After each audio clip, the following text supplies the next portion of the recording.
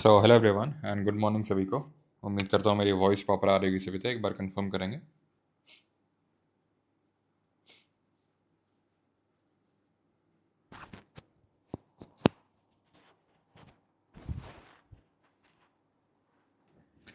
हाँ जी, एक बार कंफर्म करिए सभी लोग।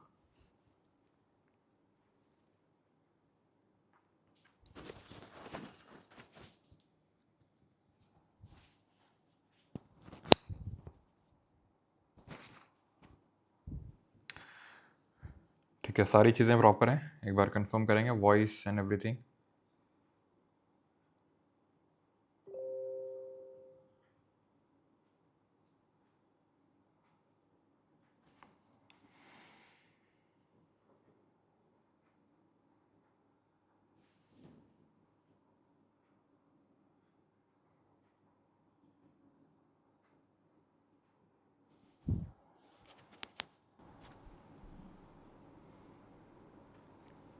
ओके, तो गुड मॉर्निंग सभी को।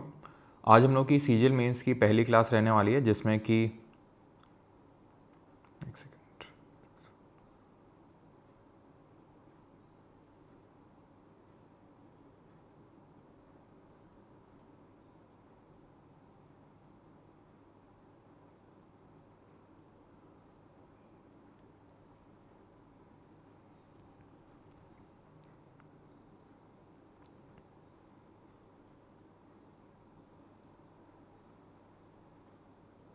Okay okay okay okay okay okay okay, बहुत भयंकर कमेंट्स भाग रहे हैं।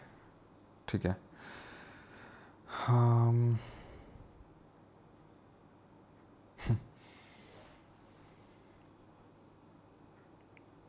सर क्लासेस तो 6 से थी बेटा। 6 से जो 4.0 बैच है उसकी है, ठीक है, इसकी नहीं। क्लियर है। तो इसकी क्लासेस जो हैं आपकी एक तो वीकेंड से होंगी, क्योंकि काफ़ी लोगों का ये मानना था, कहना था कि सर, ठीक है, काफ़ी लोगों का ये कहना था कि सर जैसे कि हम जॉब वगैरह करते हैं, काफ़ी लोग हैं आप में से जो जॉब करते हैं, तो वीकेंड्स में रहेंगी तो ज़्यादा सही रहेगा। ठीक है। एंड वॉइस तो आ रही है ना यार? एक सेकंड, कुछ प्रॉब्लम हो रहा है क्या? एक सेकंड रुकना। वॉइस प्रॉपर है ना? एक बार ये चीज़ कंफर्म कर दो। पता नहीं क्यों, क्योंकि एक्चुअली में नया माइक है ना, तो इसलिए। ओके, ठीक है। तो I think voice and everything proper होंगी।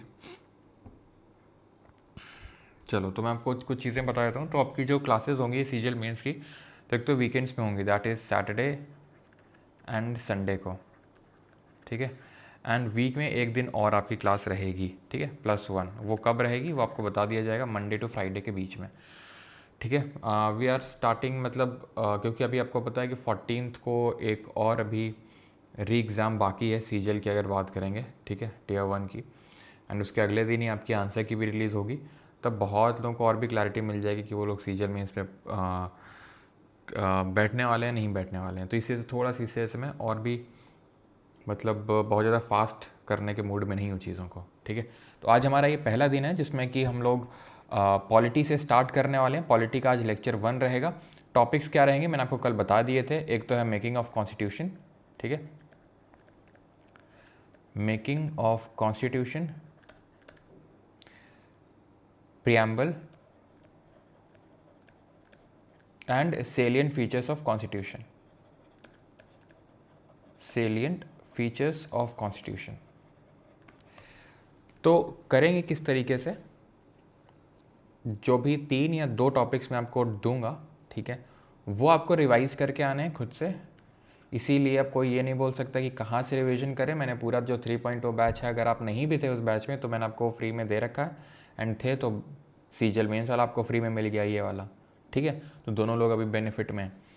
तो रिवीजन करके आना है आपको वो सारी चीज़ों को जो मैं आपको टॉपिक्स दूंगा, जैसे मेकिंग ऑफ कॉन्स्टिट्यूशन हो गया, प्रियम्बल हो गया and salient features of constitution हो गया। ठीक है। उसके बाद उस पर बेस्ड हम लोग यहाँ पे MCQs लगाने वाले, MCQs करने वाले हैं, ठीक है, इन पर्टिकुलर टॉपिक्स के साथ ही साथ। एक सेकंड।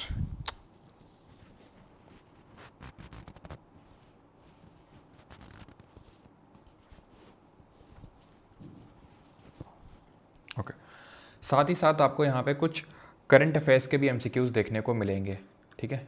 जैसे कि फॉर एग्जांपल आज के अगर लेक्चर की मैं बात करूँ, ठीक है, तो इसमें आपको टोटल 10 मेकिंग ऑफ कॉन्स्टिट्यूशन से क्वेश्चन मिलेंगे, 5 प्रीएम्बल से मिलेंगे एंड 10 सेलियन फीचर्स ऑफ कॉन्स्टिट्यूशन से मिलेंगे। यानी टोटल 25 इन टॉपिक से होंगे, इन 3 से, और 5 यहाँ पर मैंने क्वेश्चन इंक्लूड किए हैं करंट अफेयर्स के, मोस्टली जो आपको गवर्नमेंट स्कीम बेस्ड रहेंगे क्योंकि वो थोड़े से ज़्यादा रिलायबल हैं, ठीक है, मतलब कि उनके आने के चांसेस ज़्यादा हैं। तो इस तरीके से हमारा रहेगा जिसमें कि हम स्टैटिक और करंट अफेयर्स को साथ साथ कवर करते चलेंगे। अभी आपको जब तक ये मेंस का डेट नहीं आ जाता एक्चुअल में कब एग्ज़ाम होगा तब तक हम इसी तरीके से करेंगे। एंड कंसिडरिंग कि आपको पता है कल नोटिस आया है एसएससी का, और उसमें उसने बोला है कि भाई इस तरीके से आप क्वेश्चन पेपर को स्टोर कर सकते हैं सारी चीज़ें, तो आई थिंक अभी काफ़ी हद तक क्लैरिटी तो आ चुकी है।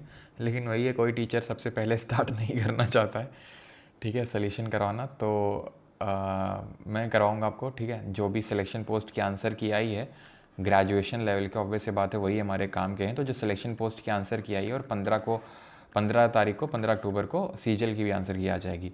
तो इनके भी जो भी बढ़िया बढ़िया जो क्वेश्चंस हैं जो हमारे सीजल मेंस के लिए अच्छे हो सकते हैं, वो सारे हम यहाँ पे प्रैक्टिस करने वाले हैं, सब कुछ करेंगे उसको, ठीक है। तो वो मैं सारे आपको करवाने वाला हूँ। तो वो भी हमारे क्वेश्चंस वहाँ से हो जाएंगे, ऑलराइट। तो कहने का मेरा ये मतलब है कि कल एसएससी का नोटिस आया था रिगार्डिंग दैट, एंड ये भी श्योरिटी है कि मतलब सीजल मेंस आपका होगा, ठीक है। एंड उसमें भी बहुत ज़्यादा टाइम आप एक्सपेक्ट नहीं कर सकते मेरे हिसाब से, जो मेरा मानना है, क्योंकि पहले ही काफ़ी डिले हुआ है। पहले जून में होना था, देन डिले हुआ अगस्त में, देन अगस्त में होना था, देन डिले होके वो सितंबर हुआ। तो ऑब्वियस सी बात है कि फिर वो बहुत ज़्यादा डिले तो नहीं होगा, ठीक है। तो हम उसी हिसाब से चीज़ों को लेके चलेंगे। अभी आप आज के लेक्चर अटेंड करिए एंड अपना फीडबैक शेयर करिएगा कि कैसा क्या आपका रहा, ठीक है। ओके, मेंस की क्लास 4 में भी अपलोड कर दो, वो उसमें नहीं होंगी 4.2 में अपलोड, ठीक है। वो नया बैच है 4.2। चलो तो करते हैं स्टार्ट, एंड आप लोग आंसर देंगे। एंड एक सेकंड,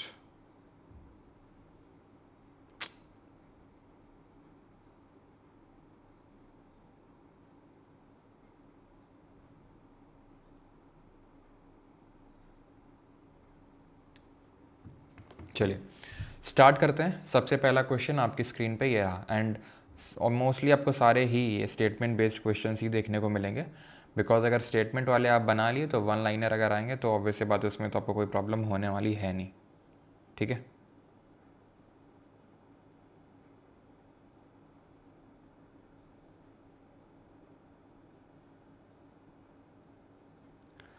ये क्लासेस रिकॉर्डेड भी मिलेंगी सर, बिल्कुल ये क्लासेस रिकॉर्डेड भी मिलेंगी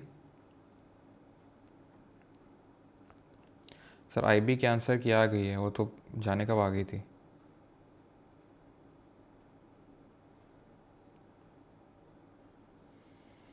बिल्कुल रिवीजन कर सकते हैं डीपी कांस्टेबल के लिए। चलिए आंसर आना स्टार्ट हो गया। हिंदी में ये रहा क्वेश्चन, ठीक है। हिंदी में आपका ये रहा सवाल, देख लिए। हिंदी मीडियम वालों ने भी देख लिया, आराम से वीडियो पॉज करके आंसर दें फिर। Okay, so now analysing the statements. जो यहाँ पर स्टेटमेंट्स लिखे हुए हैं, पहला तो ये है आपका द सी ए का मतलब यहाँ पर है constituent assembly was form because both the Congress and Muslim league initially accepted the proposals of the cabinet mission plan of 1946।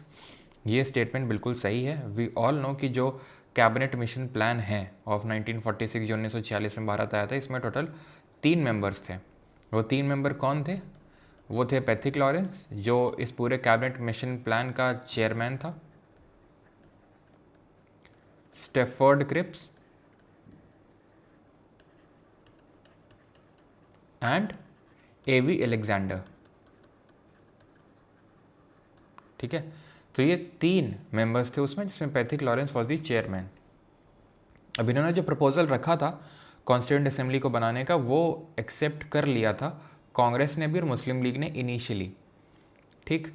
लेकिन मुस्लिम लीग ने बाद में इसको लेटर रिजेक्टेड। जब इसको पता चला कि जो ग्रुपिंग है, क्योंकि इसमें एक ग्रुपिंग का प्रोविजन था किसमें, कैबिनेट मिशन प्लान में, कि भाई यहाँ पे ग्रुपिंग भी होगी 3 पार्ट्स में, ग्रुप ए, बी और सी में 3 ग्रुप में यहाँ पे स्टेट्स को डिवाइड किया जाएगा, ठीक है। तो 3 ग्रुप्स में डिवाइड करने की बात थी, ग्रुपिंग्स की अगर बात करें A, B एंड C। लेकिन जब बाद में जवाहरलाल नेहरू की स्टेटमेंट आई कि भाई ये ग्रुपिंग मैंडेटरी नहीं है, देन जो जिन्ना है उसने एक तरह से कैबिनेट मिशन प्लान को रिजेक्ट कर दिया एंड आपको पता है डायरेक्ट एक्शन डे फिर ऑब्जर्व किया गया। MN रॉय तो इनिशियली लेकिन एक्सेप्ट किया था, इसलिए सही है ये।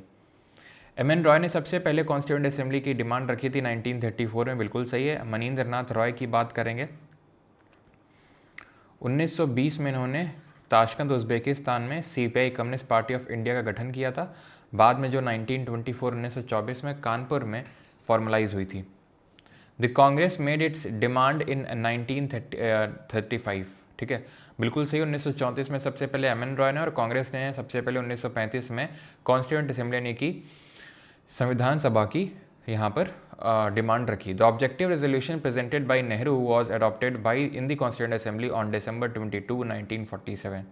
यानी कि जो ऑब्जेक्टिव रेजोल्यूशन है जिसको कि जवाहरलाल नेहरू ने यहाँ पर प्रेजेंट किया था, उसको अडॉप्ट किया गया 22 दिसंबर 1947 को। ये बिल्कुल बात गलत है, ऑप्शन नंबर ए यहाँ पर सही आंसर होगा। ये बात बिल्कुल सही है कि जो ऑब्जेक्टिव रेजोल्यूशन है, जो उद्देश्य प्रस्ताव है, उसको जवाहरलाल नेहरू द्वारा प्रस्तुत किया गया था, लेकिन 22 दिसंबर नहीं, 22 जनवरी, ठीक है, 22 जनवरी को इसको क्या किया गया था, अडॉप्ट किया गया था। ऑलराइट, तो option number A will be the correct answer, ठीक है। ऑप्शन नंबर ए यहाँ पे सही आंसर होगा 1 एंड 2। क्यों गलत है और ऑब्जेक्टिव रेजोल्यूशन को प्रेजेंट कब किया गया था, तो ये भी आपको पता होना चाहिए, 16 दिसंबर 1946, ठीक है। 9 दिसंबर 1946 को पहला सेशन हुआ था कॉन्स्टिट्यूएंट असेंबली का, ठीक है। एंड 16 दिसंबर 1946 को यहाँ पे इसको प्रेजेंट किया गया था। अगर हम बात करेंगे ऑब्जेक्टिव रेजोल्यूशन को, किसके द्वारा किया गया था, भाई जवाहरलाल नेहरू। ओके, क्लियर है। 22 जनवरी 1947 को, और सॉरी यहाँ 16 नहीं होगा, मैंने 16 लिख दिया गलती से, 13 होगा, ठीक है।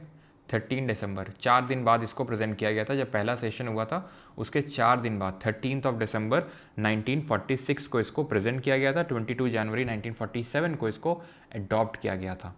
ओके, अच्छा, अगर मैं अडॉप्ट की बात करूँगा तो आप ज़रा मुझे कॉमेंट में ये बताओ कि जो नेशनल फ्लैग है, ठीक है, जो हमारा नेशनल फ्लैग है उसको कब अडॉप्ट किया गया, नेशनल एंथम को कब अडॉप्ट किया गया, एंड नेशनल सॉन्ग को कब अडॉप्ट किया गया, ये आप कमेंट में जल्दी से बताएंगे। Flag, anthem and song. तो नेशनल फ्लैग की अगर बात करेंगे तो 22 जुलाई 1947, okay. National anthem and national song की बात करेंगे तो 24 जनवरी 1950। एंड वहीं अगर कॉमनवेल्थ की मेंबरशिप की बात कर दे तो अगर कॉमनवेल्थ की मेंबरशिप की बात करेगा तो मई 1949। ओके, ये चीज़ आपको ध्यान रखनी है कि ये सारी चीज़ें भी अडॉप्ट करी गई थी by constituent assembly. Okay, consider the following statements about the structure of the constituent assembly. तो which of the following statement is are correct, structure के बारे में। The total seats allocated to the constituent assembly were 389 with 93 seats nominated from provinces, princely states. The elected seats were divided into 4 for governor provinces and 292 for chief commissioner provinces. Elections for the British India seats were held in July-August 1946 and Muslim League secured 73 of यहाँ पे total seats मुस्लिम League ने secure करी। तो कौन से statement यहाँ पे सही है, हम आपसे पूछ रहा है। तो पहले की अगर बात करेंगे तो बिल्कुल सही है यहाँ पर, अगर आप रिवाइज करके आए होंगे तो आपके लिए बहुत ही आसान है ये, कि टोटल 389 यहाँ पे सीट्स होनी थी, जिसमें कि 296 जो सीट्स हैं वो आनी थी ब्रिटिश भारत से, दैट इज़ ब्रिटिश इंडिया से। कहाँ से आनी थी, ब्रिटिश इंडिया से आनी थी ये सीट्स, और 93 आनी थी प्रोविंसेस या फिर प्रिंसली स्टेट से। ये जो 296 सीट्स हैं ये ब्रिटिश इंडिया से जो आनी थी, यहाँ से इलेक्शन होके आनी थी, और वो इलेक्शन इनडायरेक्ट तरीके से होना था, मतलब कि पीपल ऑफ इंडिया ने, यानी लोगों ने डायरेक्टली वोट नहीं किया। तो फिर किसने वोट किया, जो प्रोविंशियल असेंबलीज़ में जो लोग बैठे हुए हैं, जिनको कि लोगों ने चुन के भेजा है, वो लोग चुन के भेजेंगे, यहाँ पे 296 सीट्स फिल करेंगे। मतलब कि एक इनडायरेक्ट इलेक्शन का प्रोविज़न था, डायरेक्ट इलेक्शन नहीं था।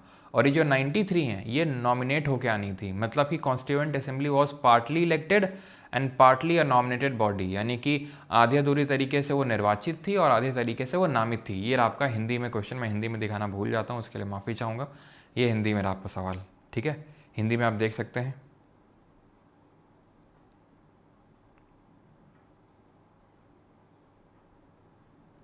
ठीक है, चलो देख लिया हिंदी में। ओके ठीक है, तो इनडायरेक्ट इलेक्शन होना था। द इलेक्टेड और किस कैसे निकलनी थी, तो ध्यान रखना कितने में एक सीट निकलनी थी, कितनी पॉपुलेशन में एक सीट निकलनी थी, कोई बताना चाहेगा? 1 मिलियन पॉपुलेशन में एक सीट, यानी कि 10 लाख लोगों में एक सीट निकल के आनी थी। और जो सीट्स हैं वो 3 कम्युनिटी में डिवाइडेड थी, मुस्लिम,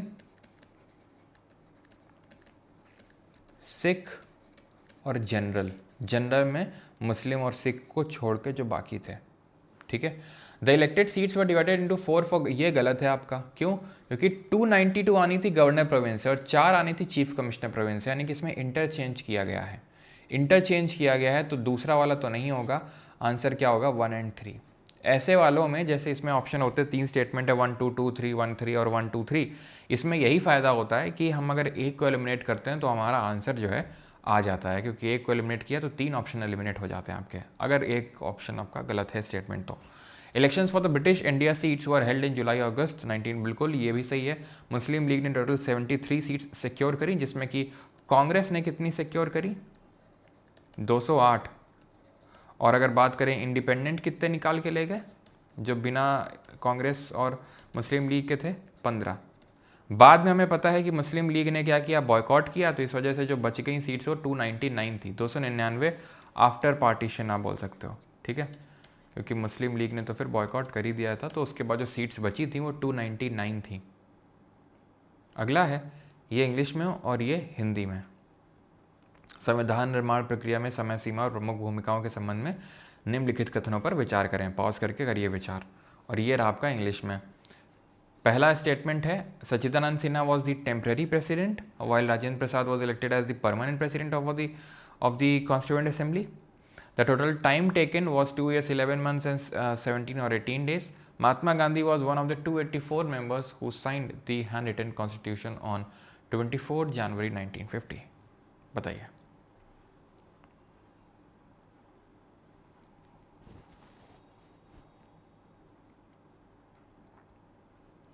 ओके, सूरज, तन्मय, वर्षा, दीपाली, अमीशा, रिया, कृष्ण, लक्ष्मी। ओके चलिए, तो अगर हम बात करेंगे पहला स्टेटमेंट तो बिल्कुल सही है, क्योंकि फ्रेंच प्रैक्टिस को अडॉप्ट करते हुए हमने सीनियर मोस्ट मेंबर को पहले प्रेसिडेंट अपॉइंट कर दिया, उसके बाद थोड़े ये काइंड ऑफ इलेक्शन करवा के डॉक्टर राजेंद्र प्रसाद को एज अ परमानेंट यहाँ पर क्या चुना गया?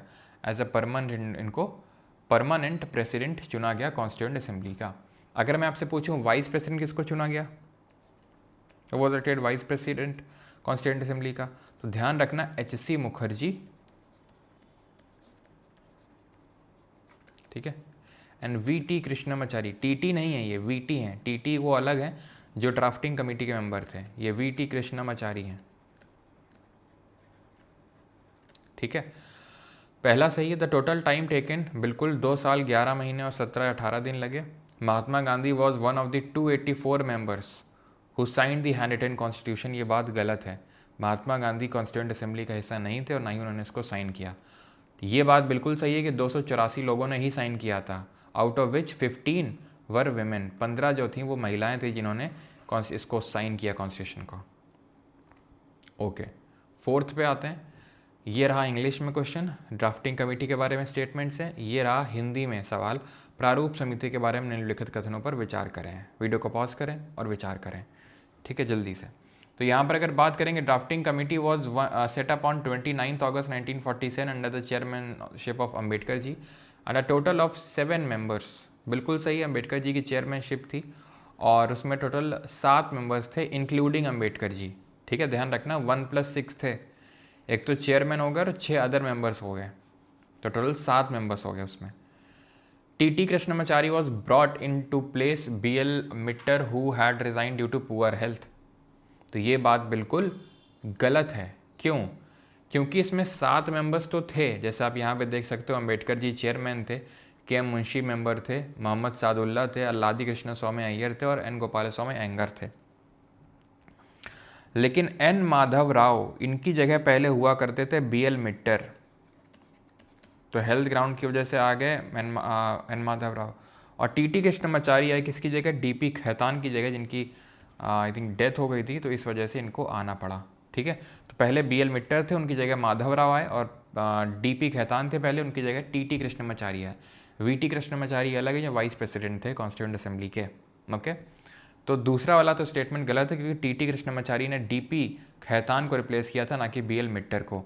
तो अगर दूसरा गलत है तो answer option number B, the committee took 141 days to prepare its draft which was published on 21 February 1948। ये भी बिल्कुल सही है। टोटल 11 सेशंस में इसको किया गया था, 11 सेशंस लगे थे, ठीक है, 11 सेशंस टोटल लगे थे, ये चीज़ आपको पता होना चाहिए। और टाइम तो मैंने बता ही दिया। बाकी बजट अगर कभी पूछ ले तो लगभग 64 लाख का बजट लगा था, ध्यान रखना।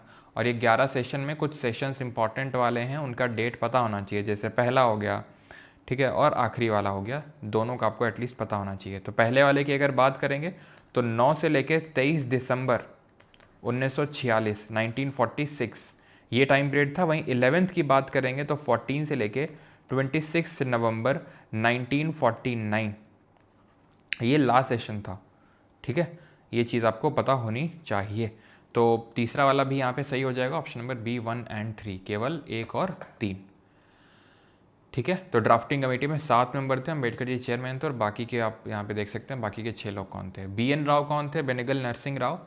तो ये कॉन्स्टिट्यूशनल एडवाइज़र या कहीं कहीं लीगल एडवाइज़र, यानी कि संवैधानिक या फिर वैधानिक सलाहकार थे संविधान सभा के BN राव जी। आगे बढ़ते हैं। Consider the following statements regarding the final stage of the constitution making. Final stage of constitution making के बारे में इंग्लिश में ये रहा क्वेश्चन, और हिंदी में ये रहा आपका क्वेश्चन। देख लिया आपने? Okay. The third and final reading of the constitution was completed on November 26, 1949, ठीक है। थर्ड रीडिंग के बारे में बिल्कुल ये बात सही है कि 26 नवंबर 1949 को तीसरी रीडिंग कंप्लीट हुई थी। और इस रीडिंग की अगर बात करेंगे तो सॉरी, इस डेट की अगर बात करेंगे तो इसी दिन हम कॉन्स्टिट्यूशन डे यानी संविधान दिवस भी सेलिब्रेट करते हैं, 26 नवंबर 1949 को। दूसरा है the constitution was fully enforced, पूरी तरीके से लागू किया गया 26 जनवरी 1950 को, which marked the transition of the dominion of India into a republic. This is also true. 26 नवंबर 1949 को हमने अडॉप्ट किया कॉन्स्टिट्यूशन को, एंड 26 जनवरी 1950 को एनफोर्स किया यानी कि लागू किया, और तभी ये बना रिपब्लिक, गणराज्य। On the date of adoption 26 November 1949 all the articles and schedules came into effect immediately, यानी अपनाए जाने की तिथि यानी कि 26 नवंबर 1949 को सभी अनुच्छेद और अनुसूचियाँ तुरंत प्रभाव से लागू हो गई। ये स्टेटमेंट पूरी तरीके से कथन गलत है। क्यों गलत है? क्योंकि जब संविधान लागू हुआ, ठीक है, और सॉरी जब अडॉप्ट किया 26 नवंबर 1949 को, तो सिर्फ कुछ ही provisions with respect to citizenship and नागरिकता को लेके जो कुछ प्रावधान थे, प्रोविजनल पार्लियामेंट, अंतरिम संसद को लेके थे, प्रोविजनल पार्लियामेंट,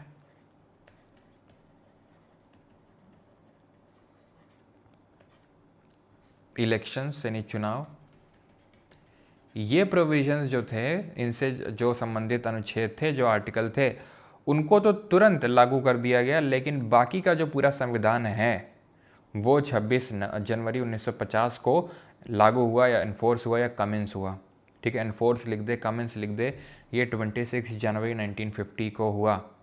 सिटीजनशिप के जो आर्टिकल हैं, इलेक्शंस के जो आर्टिकल हैं, ठीक है, 324 से लेकर 329 और प्रोविजनल पार्लियामेंट, ये सब तुरंत ही लागू कर दिए गए थे जिस दिन हमने अपने संविधान को अपनाया था, और बाकी का पूरा संविधान लागू हुआ 26 जनवरी 1950 को। तो तीसरा गलत हुआ, पहला और दूसरा सही हुआ, ठीक, क्लियर है।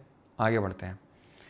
Match the major committees of the constituent assembly with their respective chairman. Union powers committee Nehru, Hindi में ये रहा आपका सवाल। संघीय शक्तियाँ समिति नेहरू, प्रांतीय संविधान समिति सरदार पटेल, कार्य विधि नियम समिति Ambedkar ji, provincial constitution committee Sardar Patel, rules of procedure committee doctor BR Ambedkar. तो अगर बात करेंगे यूनियन, तो मैंने आपको ये चीज़ बता रखी है कि जिस भी कमेटी के नाम के आगे आपको यूनियन या स्टेट दिख जाए तो उत्तर नेहरू ही होगा। Example, union power committee Nehru, union constitution committee Nehru, states committee Nehru, ठीक है। तो इन सब के हैं नेहरू ही, क्लियर है। जहाँ पे आपको यूनियन स्टेट दिख जाए तो नेहरू। तो पहला वाला सही है, प्रोविंशियल कॉन्स्टिट्यूशन कमेटी। तो इस तरीके से याद किया था, प्रोविंसेस को, जो प्रिंसली स्टेट हैं उनको भारत में इंडियन यूनियन में मिलाने का काम किसने किया था? यूनाइट करने का काम किसने किया था? सरदार पटेल जी ने। इसीलिए 31 अक्टूबर इनकी बर्थ एनिवर्सरी को नेशनल यूनिटी डे सेलिब्रेट करते हैं। बिल्कुल सही है। रूल्स ऑफ प्रोसीजर कमेटी, तो हमने इसको इस तरीके से याद किया था कि जो प्रोसीजर होते हैं, प्रोसीजर कौन सेटअप करता है, कौन बनाता है प्रोसीजर? जो घर का मुखिया होता है। घर का मुखिया मतलब कॉन्स्टिट्यूएंट असेंबली का यहाँ पर प्रेसिडेंट हो गया, यानी कि कौन? डॉक्टर राजेंद्र प्रसाद जी। ठीक है, डॉक्टर राजेंद्र प्रसाद जी। तो तीसरा वाला यहाँ पर गलत, पहला और दूसरा सही। ठीक, तो ये हिंदी में आपने देख लिया। तो यहाँ पर कमिटीज़ आपको पता होना चाहिए, टोटल 8 मेजर कमेटी थी और टोटल 13 माइनर कमिटीज़ थी। कहीं कहीं 14 भी हो सकता है आपको लिखा हुआ दिख जाए, लेकिन आप मान के चलो, ठीक है, कि 13 ही कमिटीज़ थी आपकी। ऑलराइट, खुफिया batch 20 India, please give proper but PDF slide form. तो भैया स्लाइड फॉर्म में ही मिलेगा, और किस फॉर्म में? उसमें सब लिखा तो है, और किस फॉर्मेट में चाहिए? हाँ, खुद से भी थोड़ा सा होमवर्क करोगे कि नहीं करोगे, या सारा कुछ बस बना बनाया दिख जाए? भाई राइटिंग प्रैक्टिस चाहिए उसके लिए।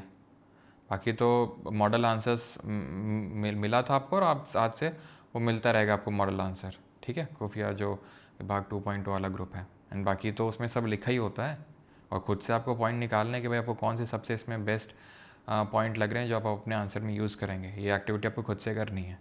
ओके, तो ये union powers committee, Nehru rules of procedure committee, rules कौन सेट करेगा? राजेंद्र प्रसाद, मतलब जो घर का मुखिया होगा। प्रोविंसेस को मिलाने का काम किसने किया था? सरदार पटेल जी ने किया था। स्टीयरिंग कमेटी, तो गाड़ी की जो स्टीयरिंग होती है किसके हाथ में होती है? ड्राइवर के हाथ में होती है, यानी कि भाई घर का मुखिया राजेंद्र प्रसाद। ड्राफ्टिंग कमेटी, ये तो सबको पता होता है, Ambedkar ji. Advisory committee on fundamental right, minorities and tribal and excluded area, Sardar Patel. Union constitution committee, Jawaharlal Nehru. Union है, स्टेट है, नाम के आगे यूनियन है, स्टेट है, तो नेहरू होंगे। देन आप माइनर कमिटीज़ में आएंगे तो सारी आपको नहीं रटनी है, कुछ याद करनी है, जैसे committee on the functions of the constituent assembly, जीवी मावलंकर, गणेश वासुदेव मावलंकर, जो कि लोकसभा के पहले स्पीकर भी थे, अध्यक्ष भी थे। Ad hoc committee on citizenship, S Varadachari. Press gallery committee, Ushanath Sen. उतनी इंपॉर्टेंट नहीं है, अभी एक एक करके देख लेते हैं, बाकी जो इंपॉर्टेंट है वहाँ करवाता हूँ मैं आपको अभी। क्रेडेंशियल्स कमेटी, अल्लादी कृष्ण स्वामी अय्यर। बिजनेस, धंधा कौन देखता है? धंधा मुंशी जी देखते हैं। फाइनेंस कौन देखेगा? घर का मुखिया देखेगा, फाइनेंस वगैरह सब, doctor Rajendra Prasad. Committee on chief commissioner province, Pattabhi Sitaramayya. ठीक है, हाउस कमेटी, पट्टाभी सीतारमैया, है ना, सीतारमैया वस्तावैया करके वो मूवी आई थी, उससे याद कर सकते हो कि उसमें सब घरेलू चीज़ें दिखाई गई हैं, हाउस से रिलेटेड चीज़ें दिखाई गई हैं, तो उससे आप उसको याद कर सकते हैं। Ad hoc committee on supreme court, S Varadachari, ऐसे सुप्रीम कोर्ट, ऐसे एस वर्धाचारी। ठीक है, expert committee on financial provisions, Nalini Ranjan Sarkar. तो ये उतना इंपॉर्टेंट नहीं है, जो आपको भूलनी नहीं है वो ये हैं जो मैं आपको यहाँ पर वो करवा रहा हूँ। ठीक है, एक तो आपकी ये हो गई। ठीक है, अब आपको देखो, ठीक है, ये एंड ये, अब इनमें से मैंने ज़्यादातर तो आपको याद करवा ही दी है। ठीक है, कि भाई धंधा मुंशी जी देखते हैं, फाइनेंस घर का मुखिया देखेगा, घर के बारे में मूवी आई थी सीतारमैया वस्तावैया, ये 3 तो ऐसे ही याद हो गई। ठीक है, एंड जीवी मावलंकर जी की अगर बात करेंगे तो अभी मैंने आपको बताया कि कॉन्स्टिट्यूएंट असेंबली के प्रेसिडेंट डॉक्टर राजेंद्र प्रसाद थे, लेकिन कॉन्स्टिट्यूएंट असेंबली ने जो है सिर्फ आपका कॉन्स्टिट्यूशन बनाने का ही काम नहीं किया, उसने लॉज को बनाने का भी काम किया, यानी कि उसने कानून भी बनाए। और जब संविधान सभा कानून बनाने के लिए बैठती थी, यानी कि लॉज बनाने के लिए बैठती थी, तो उसके हेड जीवी मावलंकर होते थे, गणेश वासुदेव मावलंकर होते थे। ठीक है, तो इतनी चीज़ आपको याद रखनी है। Consider the following statement regarding the advisory committee on fundamental rights, minorities and tribal and excluded areas. तो ये जो कमेटी है उसके बारे में स्टेटमेंट दी हुई है, आपको बताना है कौन सा सही है।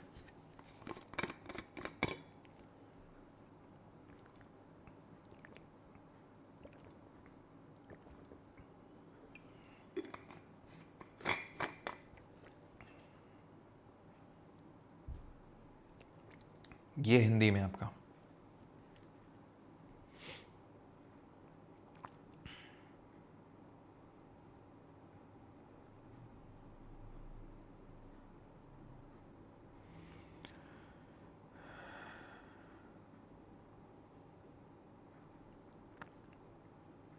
पीएमपी वाला आई थिंक फुल हो गया है। ठीक है,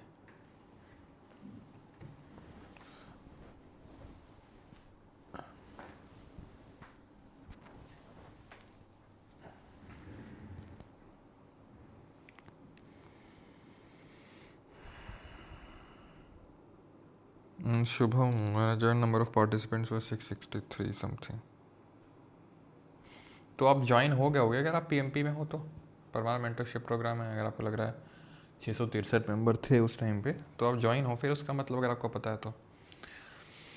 चलिए, the major committee was chaired by by Sardar Vallabh Bhai Patel, जो advisory committee on fundamental rights, minorities and tribal and excluded areas है। ठीक है, पहला आपका बिल्कुल सही है। The fundamental rights sub committee was chaired by JB Kripalani, ये भी सही है। जो फंडामेंटल राइट्स सब कमेटी थी उसको हेड JB कृपलानी ने किया था। ओके, आप यहाँ पे देख सकते हो advisory committee on fundamental rights Sardar Patel. ठीक है, ये चीज़ आपको ध्यान रखना है।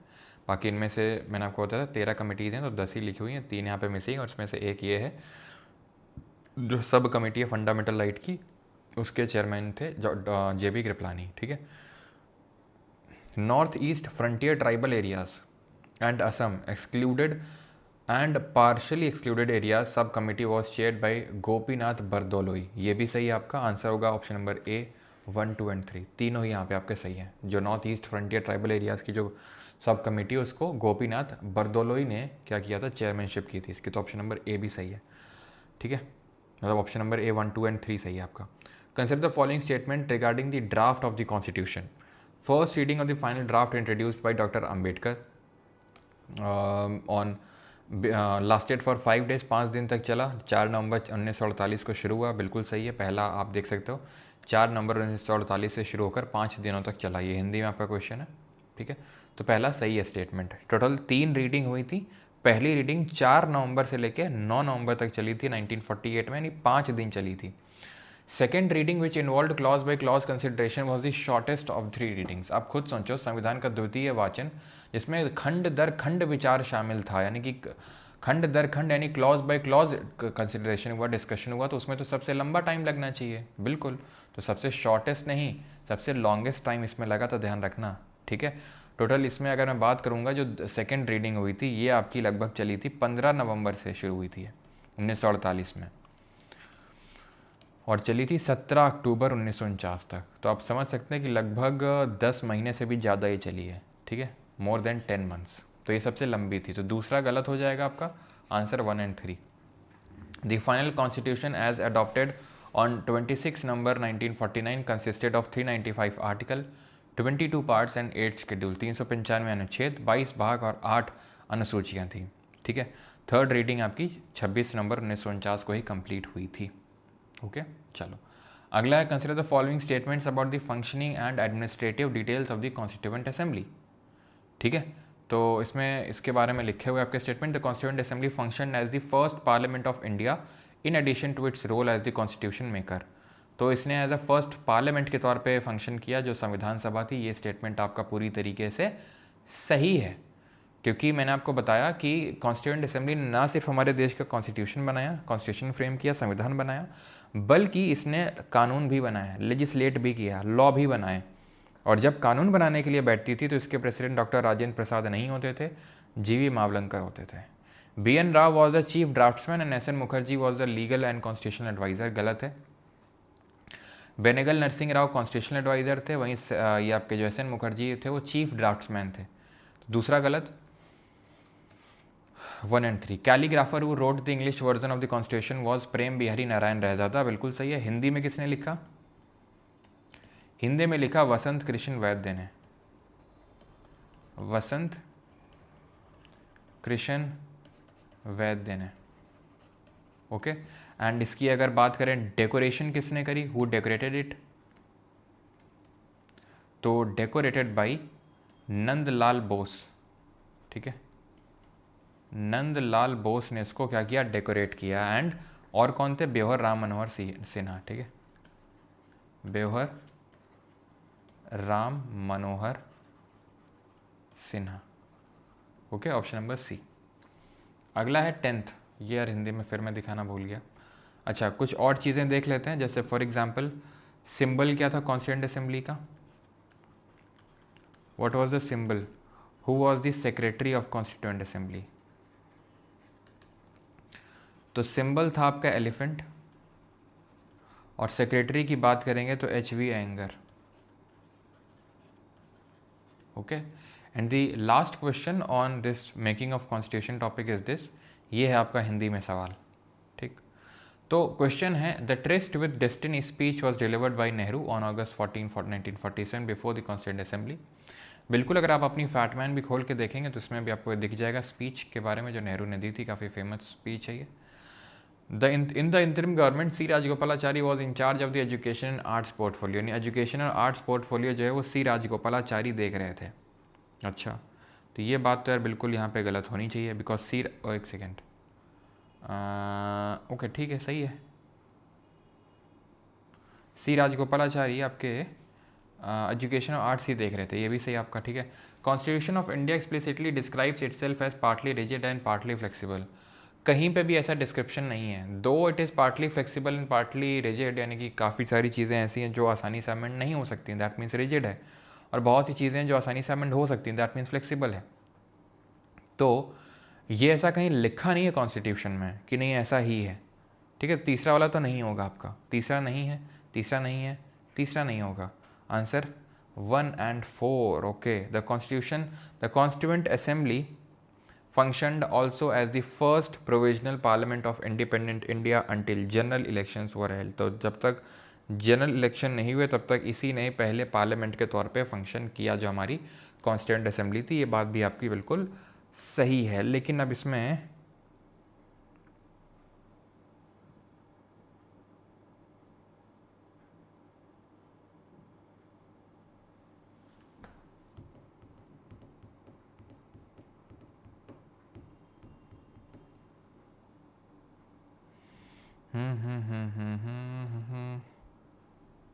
इसमें आई थिंक है तो ऑप्शंस कुछ तो गलत हैं। हिंदी में देख लेते हैं एक बार। अच्छा, इंतरिम गवर्नमेंट बनी कब थी, ये ध्यान रखना है। जो इंतरिम गवर्नमेंट है, ओके, जो आपकी ये इंतरिम गवर्नमेंट है, ये 2 सितंबर को बनी थी, 1946 को, 1946 को।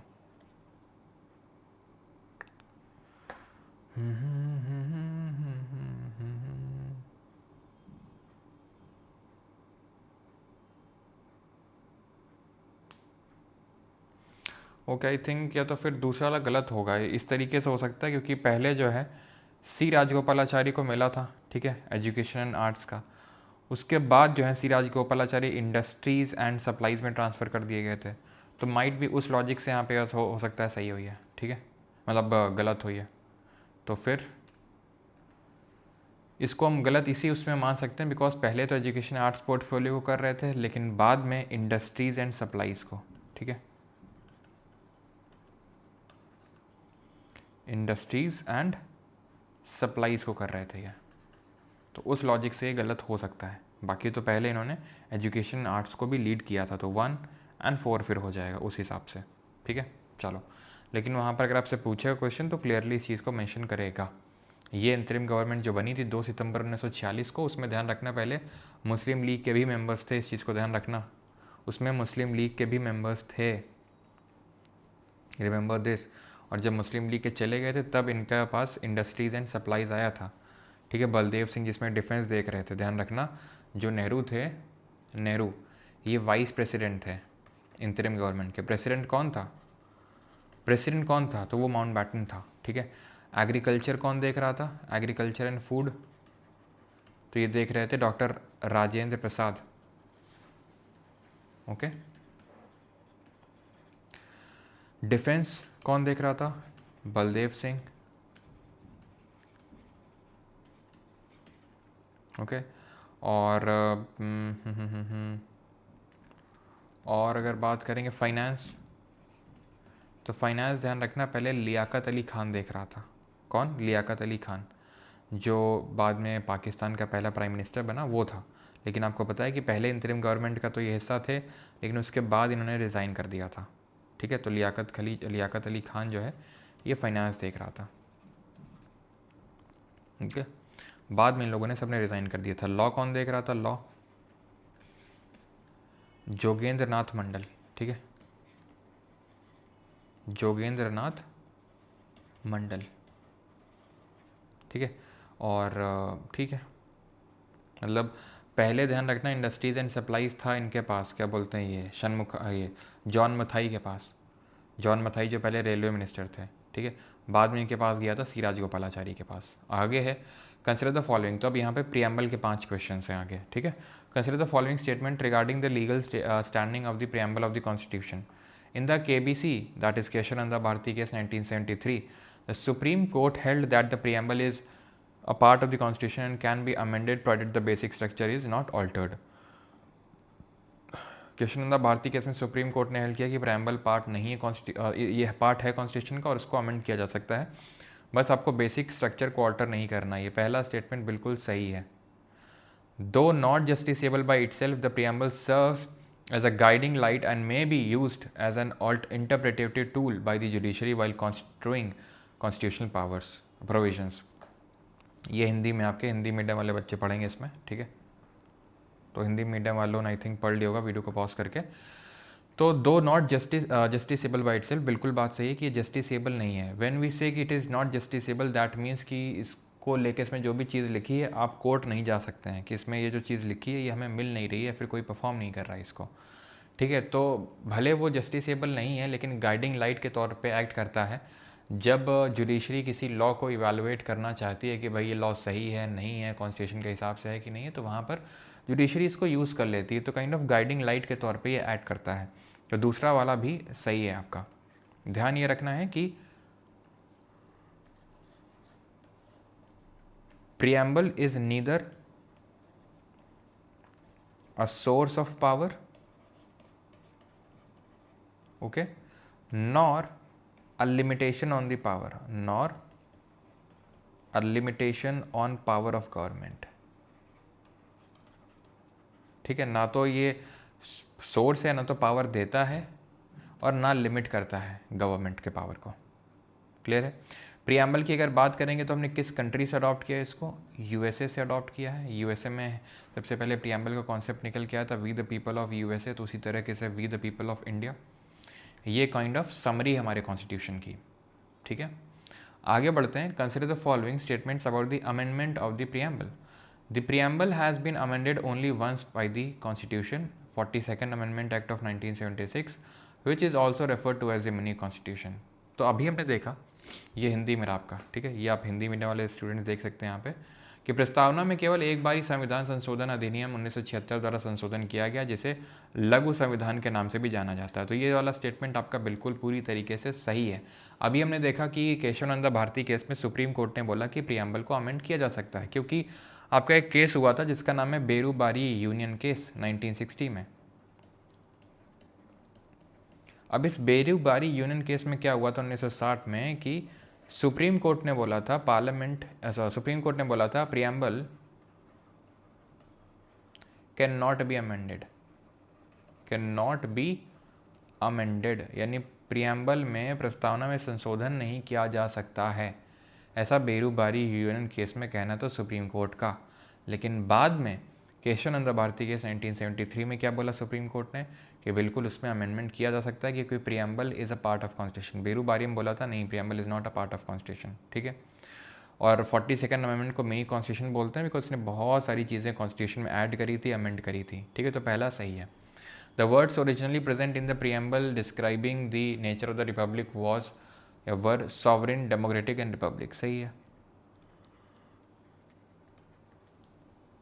अब देखो यहाँ पे sovereign, socialist, secular, democratic, Republic, लेकिन जो सोशलिस्ट और सेकुलर वर्ड है इनको बाद में ऐड किया गया था। सोशलिस्ट और सेकुलर वर्ड को 42nd अमेंडमेंट से ऐड किया गया था। तो 42nd अमेंडमेंट से 3 वर्ड्स को ऐड किया गया था। कौन कौन से 3 वर्ड्स हैं?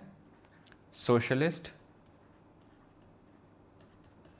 सेक्युलर एंड इंटेग्रिटी, ठीक है। इन 3 वर्ड्स को जोड़ा गया था। The terms added by the 42nd amendment act were these and this is completely false, क्योंकि सॉवरेन को नहीं जोड़ा गया था। Sovereign was originally the part of the preamble. So तीसरा वाला गलत है, गया आपका काम से। Answer option number C 1 and 2। Clear? Okay. Sovereign का मतलब क्या होता है कि the country is sovereign means कि country is independent to take its decisions, no other country can guide it to take a decision or not, कि भाई ये करो वो करो। कोई कंट्री जब फ्री है अपने डिसीजंस लेने के लिए तो वो सॉवरेन है, ठीक है।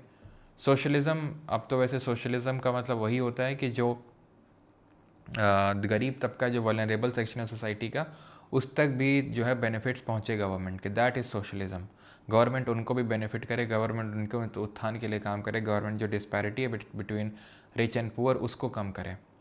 सेकुलर का मतलब क्या है कि जहाँ पे सारे धर्मों को मान्यता मिलती है, कि कोई एक धर्म ऐसा स्पेसिफिक नहीं होता है, सारे धर्मों को मान्यता होती है, दैट इज़ सेकुलर।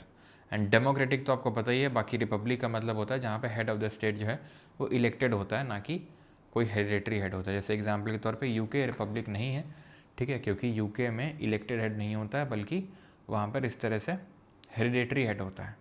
ओके, चलिए इस क्वेश्चन को करिए। Preamble draws its ultimate source of authority from the people of India as explicitly stated by the phrase we the people of India।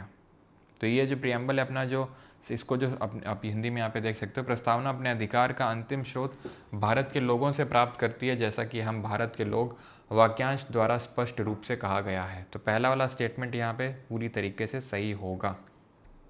Okay, we the people of India. The ideals of justice, social, economic, and political were inspired by the Russian Revolution. It is also true. जो justice के ideal हैं वो inspired हैं by Russian Revolution only. The concepts of liberty, equality, and fraternity and the term republic were taken from the French constitution. ये भी आपका सही है। तो यहाँ पर तीनों ही स्टेटमेंट आपके सही हैं, option number D 1, 2 and 3। Preamble जो है हमारे कॉन्स्टिट्यूशन की एक समरी है एक तरीके से, जैसा भी मैंने आपको बताया। और इसका जो इसके अगर हम बात करें कॉन्स्टिट्यूएंट्स क्या हैं, तो पहले तो ये सोर्स ऑफ पावर बताता है कि कॉन्स्टिट्यूशन का जो सोर्स ऑफ पावर वो क्या है, तो भारत के लोग हैं। Sovereign, socialist, secular, democratic, Republic, ये नेचर के बारे में बताता है कि कॉन्स्टिट्यूशन का नेचर क्या है। जस्टिस, लिबर्टी, इक्वलिटी, फ्रैटर्निटी, ये क्या है, ये इसके ऑब्जेक्टिव्स के बारे में बताता है, ठीक है। कि जस्टिस 3 तरह की है, social, economic and political. Liberty 5 तरह की, thought, expression, belief, faith and worship.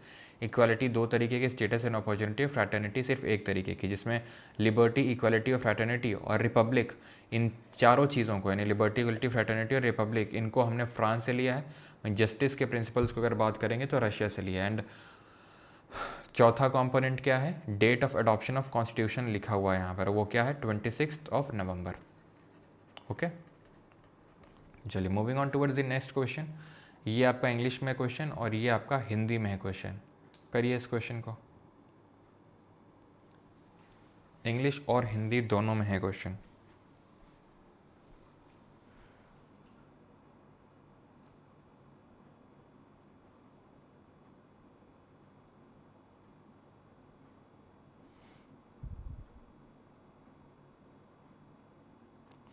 Sir, in IB essay in GS got 17.75 marks out of 20 just because of you। अच्छा ओके ठीक है यार, सिक्योरिटी असिस्टेंट की बात कर रहे होगे आप लोग, उसकी आंसर की आई है। ओके ठीक ठीक ठीक ठीक। क्या चीज़ यहाँ पे कुछ वो है क्या?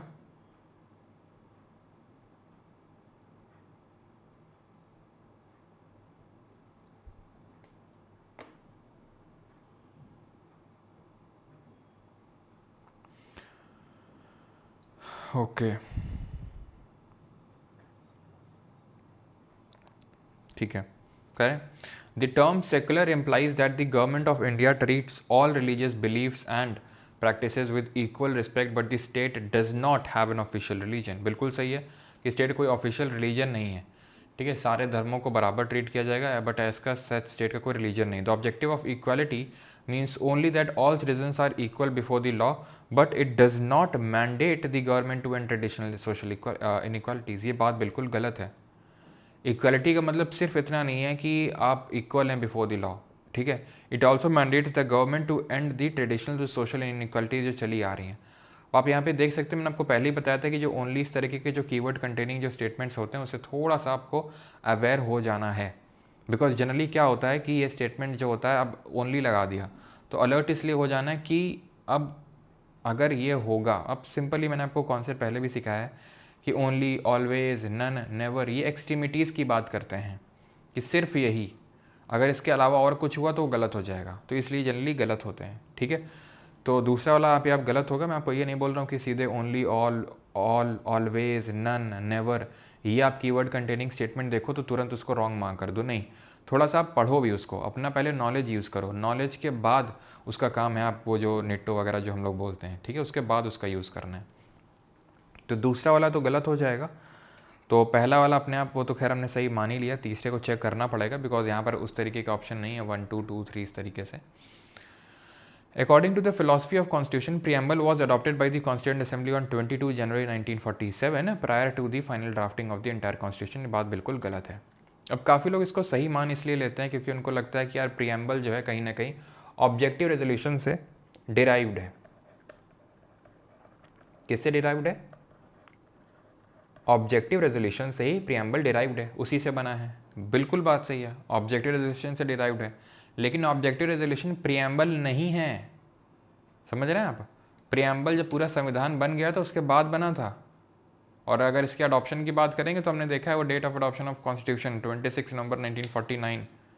तो जो 22 जनवरी 1947 को अडॉप्ट हुआ था बाय द कॉन्स्टिट्यूएंट असेंबली, वो ऑब्जेक्टिव रेजोल्यूशन था, प्रियम्बल नहीं था। काफ़ी लोग ऑब्जेक्टिव रेजोल्यूशन और प्रियम्बल को सेम मान लेते हैं, सेम नहीं है। प्रियम्बल उससे डिराइव हुआ है, प्रियम्बल वो नहीं है, ठीक है। तो तीसरा वाला गलत होगा आपका यहाँ पे, और ऑप्शन नंबर A1 ओनली, ठीक है। तो यहाँ पर केवल 1 हो जाएगा आपका। ये रहा आपका अगला क्वेश्चन, आखिरी क्वेश्चन प्रियम्बल टॉपिक पे 15वां नंबर का, और ये आपका हिंदी में रहा क्वेश्चन। कर लिया आपने? A state is considered a republic if the head of the state is an elected person rather than holding a hereditary position. तो रिपब्लिक हम कब बोलते हैं? जब हेड ऑफ द जो स्टेट होता है, यानी कि जो, अब स्टेट का मतलब यहाँ पे समझ रहे हो, स्टेट का मतलब कंट्री से बात हो रही है। तो अ स्टेट, और आप कमेंट में आप मुझे बताएंगे कि कौन से आर्टिकल में स्टेट का डेफिनेशन दिया हुआ है। 2 आर्टिकल का नाम बताइएगा आप, ठीक है, मतलब एक ही के बताओ पहले तो तुम। A state is considered a republic if the head of the state is an elected person rather than holding a hereditary position. अभी मैंने आपको बताया था, जैसे UK is not a republic क्योंकि वहाँ का जो हेड ऑफ स्टेट होता है, राजा या रानी, वो हेरिडेटरी होता है, ना कि इलेक्टेड होता है। इंडिया में प्रेसिडेंट है हेड, ठीक है, कंट्री का, और वो इलेक्टेड है, भले लोगों के द्वारा डायरेक्टली इलेक्टेड ना हो, लेकिन इलेक्टेड तो है ना, इनडायरेक्टली भी चाहे भले ना हो। क्यों? UK is a republic state as its government is of the people for the people. No, ये तो पहली बात, of the people, by the people and for the people, Abraham Lincoln की डेफिनेशन है डेमोक्रेसी की। रिपब्लिक की वो भी नहीं है, और रिपब्लिक नहीं है यूके क्योंकि मैंने आपको बताया वहाँ पे हेरिडेटरी हेड होता है। तो दूसरा गलत हुआ, आपको तुरंत एलिमिनेट करना है। अगर आपको कोई भी इस तरीके का स्टेटमेंट मिलता है जो आपने एलिमिनेट कर लिया, फॉर श्योर किए तो होगा ही नहीं, तो आपको तुरंत ऑप्शंस को एलिमिनेट करना है। क्या Munshi refer to the preamble as the ID card of the constitution? बिल्कुल सही है, आंसर यहाँ पर ऑप्शन नंबर सी होगा 1 और 3। ये बात बिल्कुल गलत है। क्यों? क्योंकि एन ए पालखी वाला ने आईडी कार्ड बोला था, ध्यान रखना। के एम मुंशी ने क्या बोला था? पॉलिटिकल हॉरोस्कोप बोला था। ये चीज़ को लेके आप अवेयर रहिए थोड़ा सा, ठीक है। तो ऑप्शन नंबर ए। तो के एम मुंशी ने क्या आईडी कार्ड किसने बोला था? एन ए पालखी वाला ने, एन ए पालखी वाला ने। और मुंशी जी की अगर बात करेंगे तो पॉलिटिकल हॉरोस्कोप।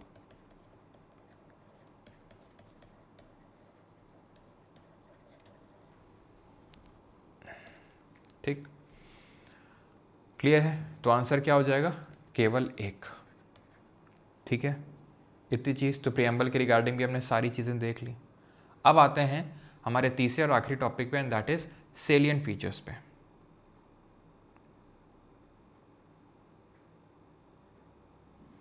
अच्छा, ऐसा है क्या? तो ब्लैक स्क्रीन आ रहा है, फिर से चलाओ अमृता, उसको बंद करके फिर से स्टार्ट करो।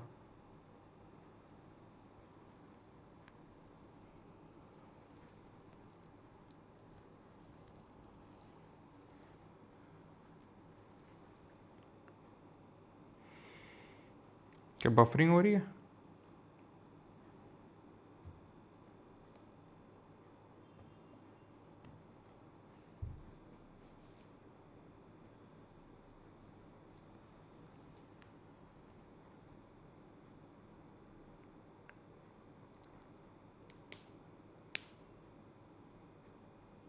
ओके, ठीक है, प्रॉपर है।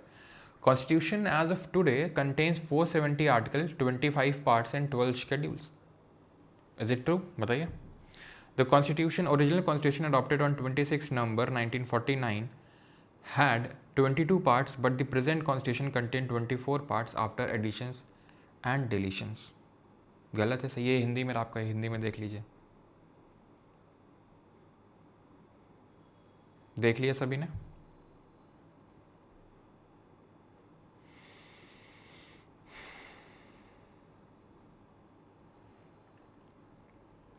चलिए, new parts like 4A, 9A, 9B and 14A were added and part 7 dealing with part B states was deleted. Okay, तो दूसरा वाला तो गलत है बिल्कुल, क्योंकि 22 पार्ट थे पहले, 22 भाग थे, अभी कितने हैं? 25 भाग हैं। या तो पहला सही हो सकता है, दूसरा सही हो सकता है, दोनों तो नहीं हो सकते हैं। वहाँ बोल रहा 25 पार्ट, यहाँ बोला 24 पार्ट, तो दोनों तो सही नहीं हो सकते हैं ना, ख़त्म बात। 3 अपने आप सही हो गया, दूसरा का चेक करना है, दूसरा गलत होगा, दूसरा गलत होगा, ख़त्म हो गया ये तो, लेकिन अभी नहीं। ठीक है, ओके, ठीक है। तो उस हिसाब से यहाँ पर बी होना चाहिए 3 ओनली। लेकिन लेकिन लेकिन लेकिन लेकिन यहाँ पे अगर हम पार्ट्स की बात करें तो 25 ही हैं, 22 थे पहले, 4 ऐड किए गए और 1 डिलीट किया गया, तो टोटल 25 हो गए। 4 ऐड किए गए, 4A, 9A, 9B and 14A, और डिलीट किया गया 7।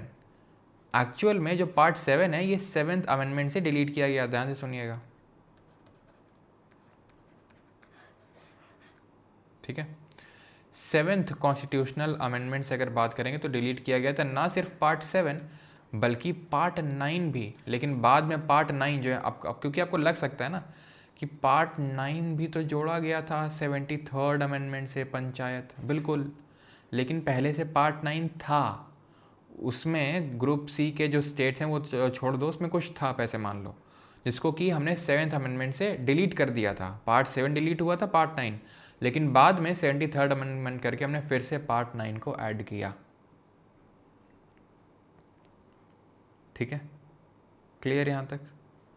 और तो इस वजह से ये गलत हो जाएगा। पहले वाले की अगर बात करेंगे तो ये काफ़ी हद तक सही है कि 25 पार्ट हैं और 12 शेड्यूल हैं, पहले 8 शेड्यूल हुआ करते थे। लेकिन अब यहाँ पे इन्होंने क्या दिया है कि 1 एंड 3 का कोई ऑप्शन ही नहीं दिया है, अगर देखें, क्योंकि 3 तो सही है ही, तो 1 एंड 3 का नहीं दिया तो हम बी के साथ जाएंगे। लेकिन एक बी आपका काफ़ी हद तक सही है। वो क्यों सही है?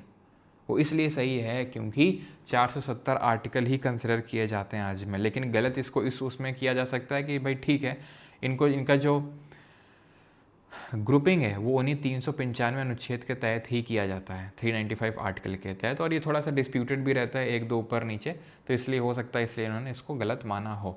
आंसर इसका ऑप्शन नंबर बी, 3 ओनली। ठीक है, क्योंकि दूसरा वाला तो पक्का गलत होगा, और दूसरा अगर गलत होगा तो आपका पास एक ही बचता है और वो है option number B, 3 only. Okay, part 4A में क्या है? फंडामेंटल ड्यूटीज़ है, जो हम आगे देखेंगे। पार्ट 9A में म्यूनिसपैलिटी, नगर पालिका है, इसमें आपका कोऑपरेटिव सोसाइटी ने सहकारी समिति है, और इसमें आपका ट्रिब्यूनल्स के बारे में दिया हुआ है 14A में, जिसको कि इसको हमने 42nd अमेंडमेंट से ऐड किया, इसको 74th, इसको 97th और इसको 42nd अमेंडमेंट से ऐड किया हमने। ठीक है, 14A ट्रिब्यूनल 42nd अमेंडमेंट से ऐड किया, इसको 74th से ऐड किया, सॉरी 97 से कोऑपरेटिव सोसाइटी, इसको 74th से, और इसको भी 42nd अमेंडमेंट से। ये पहले ग्रुपिंग इस तरीके से होती थी, state part A, part B, part C और पार्ट डी। लेकिन आपको पता है स्टेट्स रीऑर्गेनाइजेशन एक्ट आया था 1956 में, 1956 में, जिसने ये जो ग्रुपिंग है इस तरीके से स्टेट की, वो ख़त्म कर दी थी, ए बी सी इस तरीके से। और क्या कर दिया गया था? 14 राज्य बना दिए गए थे, 14 स्टेट, इन ग्रुपिंग को ख़त्म करके 14 राज्य और 6 केंद्र शासित प्रदेश यानी कि 6 यूटीज़ को क्रिएट कर दिया गया था। Consider the following statement of the Indian Constitution. Integrated judiciary and all India services are classified as federal features as they promote the independence of judicial and administrative wings. The rigidity of the Constitution and supremacy of the Constitution are clear indicators of India's federal structure. The provision for emergency and appointment of governor by the center are key elements. बताओ ये हिंदी में।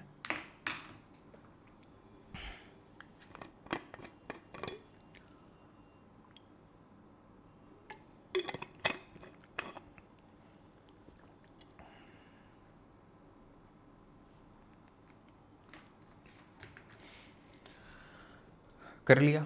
अब देखो, सबसे पहले तो हमें ये समझना होगा, अगर जिन लोगों को नहीं पता है, कि फेडरल फीचर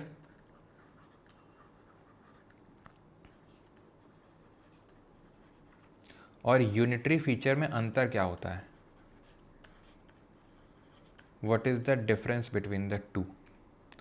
तो फेडरल फीचर की अगर जब हम बात करते हैं फेडरल फीचर, तो इसमें कौन से फीचर आते हैं? वो फीचर जो स्टेट्स को भी पावर देते हैं, जो राज्यों को भी क्या करते हैं, जो स्टेट्स को भी पावर देते हैं, ठीक है, उनके साथ भी पावर डिस्ट्रीब्यूशन करते हैं। यूनिटरी फीचर वो होते हैं जो स्टेट्स को पावर नहीं देते हैं, जो स्टेट्स को पावर नहीं देते हैं और यूनियन तक यानी कि केंद्र तक यानी सेंटर तक ही सिर्फ पावर को सीमित रखना चाहते हैं। सेंटर अपने पास तक ही उसको सीमित रखना चाहता है पावर को, उसको हम यूनिटरी फीचर बोलते हैं। ठीक, अब इंटीग्रेटेड जुडिशरी और all India services are classified as federal feature, ये गलत है। ऑल इंडिया सर्विसेज क्यों एक यूनिटरी फीचर है? आप ऐसे समझो कि इसमें 3 सर्विसेज आती हैं, ठीक है, आर्टिकल नंबर 312 के तहत अनुच्छेद नंबर 312 में। एक तो है आईएएस, एक है IPS, Indian administrative service, Indian police service और Indian forest service, that is IFOS. ये 3 आपको सर्विसेज देखने को मिलेंगी। ओके, आईएएस, आईपीएस और आईएफओएस। तो अब होता क्या है कि इनकी सब कुछ नियुक्ति से लेके सब कुछ कौन करता है? Central government. और इनकी अपॉइंटमेंट कहाँ पे होती है? किसको कहाँ पे जाते हैं? स्टेट्स में जाते हैं ये। मतलब सब कुछ कर कौन रहा है? Central government. जा कहाँ रहे हैं? स्टेट्स में। सर्व कहाँ कर रहे हैं? स्टेट गवर्नमेंट में। और कंट्रोल किसके हाथ में? सेंट्रल गवर्नमेंट के हाथ में। तो ये थोड़ा सा यहाँ पे लॉजिक है कि ऑल इंडिया सर्विस आपका एक यूनिटरी फीचर है। So is integrated judiciary also, क्योंकि अगर इंटीग्रेटेड जुडिशरी ना होती तो एक फेडरल जुडिशरी होती यूनियन के लिए और हर स्टेट का अपना अलग अलग जुडिशरी होती। अब आपके मन में ख्याल आ सकता है कि हाँ सर ऐसा ही तो है, हर स्टेट में तो हाई कोर्ट है।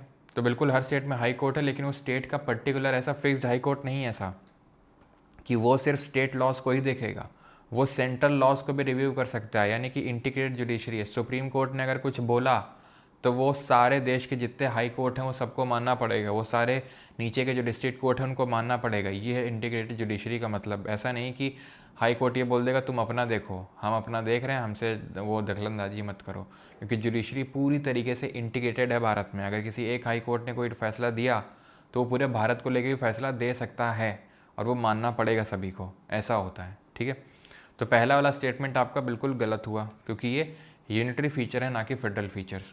The rigidity of the constitution and supremacy of the constitution are clear indicators of India's federal structure. तो जो रिजिडिटी ऑफ कॉन्स्टिट्यूशन है और सुप्रीमेसी, तो वो फेडरल फीचर को दिखाता है। बिल्कुल, क्यों फेडरल फीचर को दिखाता है? क्योंकि कॉन्स्टिट्यूशन रिजिड है, इसका मतलब आसानी से अमेंडमेंट नहीं हो सकता है। और अमेंडमेंट करता कौन है कॉन्स्टिट्यूशन में? अमेंडमेंट करने का काम होता है पार्लियामेंट ऑफ इंडिया का, देश की संसद करती है अमेंडमेंट। ठीक है, तो अगर रिजिड नहीं होगा, फ्लेक्सिबल होगा, तो आए दिन तुरंत रोज रोज अमेंडमेंट करेगी, तो वो फिर एक यूनिटरी फीचर हो जाएगा और अपने पास सारी पावर ले लेगी, जो यूनियन है, जो सेंटर है, तो इसलिए वो एक यूनिटरी फीचर होगा। इसका उल्टा, that is rigidity of the constitution, ये एक फेडरल फीचर होगा। The provision for emergency and the appointment of governors by the centre are key elements contributing to the constitution's unitary bias. अब दूसरा वाला सही है आपका, तो आंसर तो यहाँ पर वैसे ही आ गया, मतलब 3 को गलत होना पड़ेगा। कैसे, अब देखते हैं। Provisions for emergency and the appointment of governor by centre are key element contributing to the constitution's unitary bias, unitary bias की ओर कॉन्ट्रीब्यूट कर रहे हैं। Provision for emergency and appointment of governor, इसमें 2 और 3 दोनों लिखिए आप, ठीक है, 2 और 3 तीनों सही है, तीसरा भी यहाँ पे सही है। क्लियर है चीज़? तीसरा भी सही है, क्योंकि आप देखो जब इमरजेंसी लगती है तो क्या होता है? इमरजेंसी जब लगती है तो स्टेट के जो सब्जेक्ट हैं, स्टेट लिस्ट में जो सब्जेक्ट हैं, उन पे कानून बनाने का पावर किसके पास आ जाता है? सेंटर के पास आ जाता है। सेंटर जो है डायरेक्शन दे सकता है किसको? स्टेट को, कि ऐसा ऐसा करो। तो इमरजेंसी के टाइम पे स्टेट की पावर बहुत कम हो जाती है, चाहे वो नेशनल इमरजेंसी हो चाहे स्टेट इमरजेंसी हो, जिसको प्रेसिडेंट रूल बोलते हैं। और appointment of governor by centre, governor कौन होता है? स्टेट का हेड होता है। गवर्नर कौन होता है? स्टेट का हेड होता है। और उसकी अपॉइंटमेंट कौन कर रहा है? सेंटर का कर रहा है। तो ये किसको दिखा रहा है? वो यूनिटरी बायस को दिखा रहा है वो, ठीक है, वो यूनिटरी बायस को दिखा रहा है। सर ऑप्शन सी को 2 और 3 कर दो। अरे भैया ऑप्शन ए को हमने कर दिया, कोई दिक्कत उसमें? क्लियर है? किसी कोई डाउट तो नहीं है कि भाई तीसरा सही क्यों है? वो सही है। Provision for emergency and appointment of governor by centre, appointment जो होता है गवर्नर करता है, सॉरी सेंटर करता है गवर्नर की, ये हमने कहाँ से लिया है? ये कनाडा से इस फीचर को बोरो किया, ध्यान रखना। ये appointment of governor bye the centre, इसको बोरो किया गया है कहाँ से?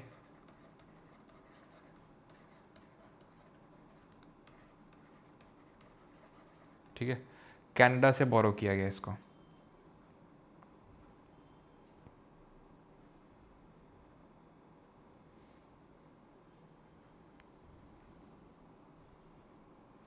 सर रिजिडिटी फेडरल कैसे हुआ? बताया तो फेडरल कैसे हुआ। फेडरल ऐसे हुआ कि जल्दी से अमेंड नहीं कर सकता है। कौन कौन अमेंड नहीं कर सकता जल्दी से? तो रिजिडिटी का मतलब यही है कि सुप्रीम कॉन्स्टिट्यूशन सुप्रीम है, इसका मतलब यही है कि जल्दी से अमेंडमेंट नहीं हो सकता है, क्योंकि अमेंडमेंट करने की पावर पार्लियामेंट के पास है। अगर सोचो जल्दी जल्दी अगर अमेंडमेंट होने लगे तो पार्लियामेंट छोड़ेगी कुछ स्टेट के लिए? बिल्कुल नहीं छोड़ेगी। अब आर्टिकल 368 में दो तरह के अमेंडमेंट आते हैं। एक तो आता है स्पेशल मेजॉरिटी, ठीक है, और दूसरा आता है स्पेशल मेजॉरिटी कहाँ पर? पार्लियामेंट में, और simple majority at least in half of the state. ठीक, सिंपल। अब ये क्या है? ये रिजिडिटी ऑफ कॉन्स्टिट्यूशन को इधर दिखा रहा है। ये जब अभी अमेंडमेंट टॉपिक पढ़ेंगे तो वहाँ पर हम देखेंगे कि स्पेशल मेजॉरिटी और सिंपल, मतलब जहाँ पे स्टेट का राटिफिकेशन चाहिए होता है वो कौन कौन से प्रोविजन है। तो उन्हीं प्रोविजंस को हम rigid part of the constitution बोलते हैं। क्या बोलते हैं? Rigid part of the constitution. Okay, तो ये जो रिजिड पार्ट है कॉन्स्टिट्यूशन का, अगर सोचो ये भी फ्लेक्सिबल होता तो स्टेट से भी पूछने की ज़रूरत ना पड़ती सेंटर को, वो अपने मन मर्जी अपने मुताबिक जो करना चाहता वो करता। ठीक है, ओके, चलिए ये हिंदी में। ओके, आगे बढ़ते हैं और अगला ये रहा आपका, consider the following statement regarding the division of legislative subjects. Legislative subject के डिस्ट्रीब्यूशन के बारे में यहाँ पे स्टेटमेंट्स पूछे गए हैं। थोड़ा फास्ट सर प्लीज़, थोड़ा फास्ट स्लो, सबको दिक्कत रहती है कुछ ना कुछ। नहीं, subject of administration of justice was originally in the state list and transfer to concurrent list by the 42nd amendment. बिल्कुल ये सही है कि गलत है बताइए। अब आपको पता होना चाहिए कि हमारे कुछ सब्जेक्ट्स थे जो ट्रांसफ़र किए गए थे from concurrent list to state list, जिसमें कि एक एडमिनिस्ट्रेशन ऑफ जस्टिस था, एजुकेशन था, वेट्स एंड मेजर्स था,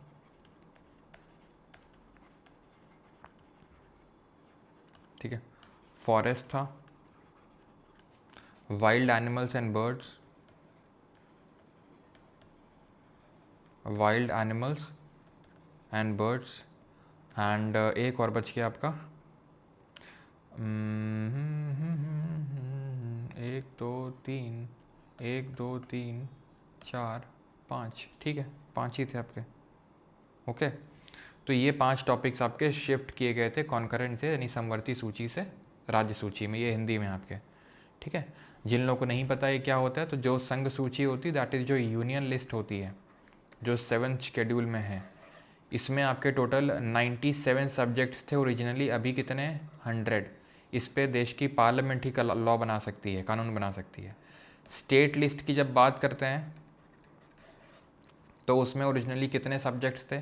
66 थे। अभी कितने हो चुके हैं? 61। इस पर सिर्फ स्टेट लेजिस्लेचर ही, राज्य का विधानमंडल ही कानून बना सकता है। और कॉन्करेंट लिस्ट, इसको हमने किस कंट्री से बोरो किया, ज़रा बताने का प्रयास करें। समवर्ती सूची, इसमें अगर बात करेंगे कॉन्करेंट लिस्ट में, तो इसमें 47 सब्जेक्ट्स थे और अभी कितने? 51। अब ध्यान रखना है कि कॉन्करेंट लिस्ट को पहली बात तो हमने ऑस्ट्रेलिया के कॉन्स्टिट्यूशन से लिया है। कैसे याद रखते हैं इसको हम? तो एस से सिटिंग यानी ज्वाइंट सिटिंग लिया है, ट्रा से ट्रेड एंड कॉमर्स, और एल से लिस्ट, कॉन्करेंट लिस्ट, ये यहाँ से लिया है। इस पे दोनों के पास पावर होती है, दैट इज़ पार्लियामेंट की भी पास पावर होती है कानून बनाने की, और स्टेट लेजिस्लेचर के पास भी होती है लॉ बनाने की पावर इसमें। लेकिन अगर दोनों ने बना दिया तो पार्लियामेंट का प्रिवेल करेगा। स्टेट का सिर्फ एक ही केस में प्रिवेल कर सकता है, वो ये है, अभी इस पर सिलेक्शन पोस्ट में क्वेश्चन भी बना था आपका ग्रेजुएशन लेवल में, कि किस केस में अगर स्टेट ने लॉ बना दिया तो प्रिवेल करेगा, अगर उसको प्रेसिडेंट ने एसेंट दी है, सहमति दी है तो। ठीक है, ये चीज़ आप ध्यान में रखिएगा। और स्टेट लिस्ट के सब्जेक्ट्स में कुछ ऐसे 5 एक्सेप्शनल सर्कमस्टांसेस होते हैं जहाँ पे पार्लियामेंट लॉ बना सकता है। अगर उस राज्य में राष्ट्रपति शासन लागू है तो, अगर राष्ट्रीय आपातकाल नेशनल इमरजेंसी लगी है तो, अगर 2 या 2 से ज़्यादा राज्य बोल दें कि प्लीज़ हमारे लिए लॉ बना दीजिए तो, अगर कोई एक इंटरनेशनल ट्रीटी को एनफोर्स करना है तो, और अगर आर्टिकल नंबर 249 के तहत राज्यसभा कोई स्पेशल मेजोरिटी से एक रेजोल्यूशन पास कर दे तो पार्लियामेंट ऑथराइज हो जाती है स्टेट लिस्ट में स्टेट लिस्ट के सब्जेक्ट पे लॉ बनाने के लिए। Okay, first one is true. Subject like public order, health and liquor fall under the exclusive domain of the state list. बिल्कुल, ये जो सब्जेक्ट्स होते हैं ये स्टेट लिस्ट के ही है। Parliament holds the exclusive law making power over the subjects included in the residuary list. बिल्कुल, अब जो सब्जेक्ट इन तीनों लिस्ट में मेंशन नहीं है उसको हम रेजिडुअरी लिस्ट का सब्जेक्ट मानते हैं और उस पर सिर्फ कानून बनाने की शक्ति किसकी होती है? पार्लियामेंट की होती है। कोई तो गलत है यहाँ पे। The subject of administration of justice was originally in the state list. Okay okay okay okay, ठीक है। पहला वाला गलत हो जाएगा बिकॉज नहीं सही तो है। ट्रांसफर टू कॉन्करेंट लिस्ट सही है, 42nd अमेंडमेंट से इसको ट्रांसफर किया गया। Then subjects like public order, health and liquor fall under the exclusive domain of the state list. ये भी सही है, public order, health and liquor, ठीक है।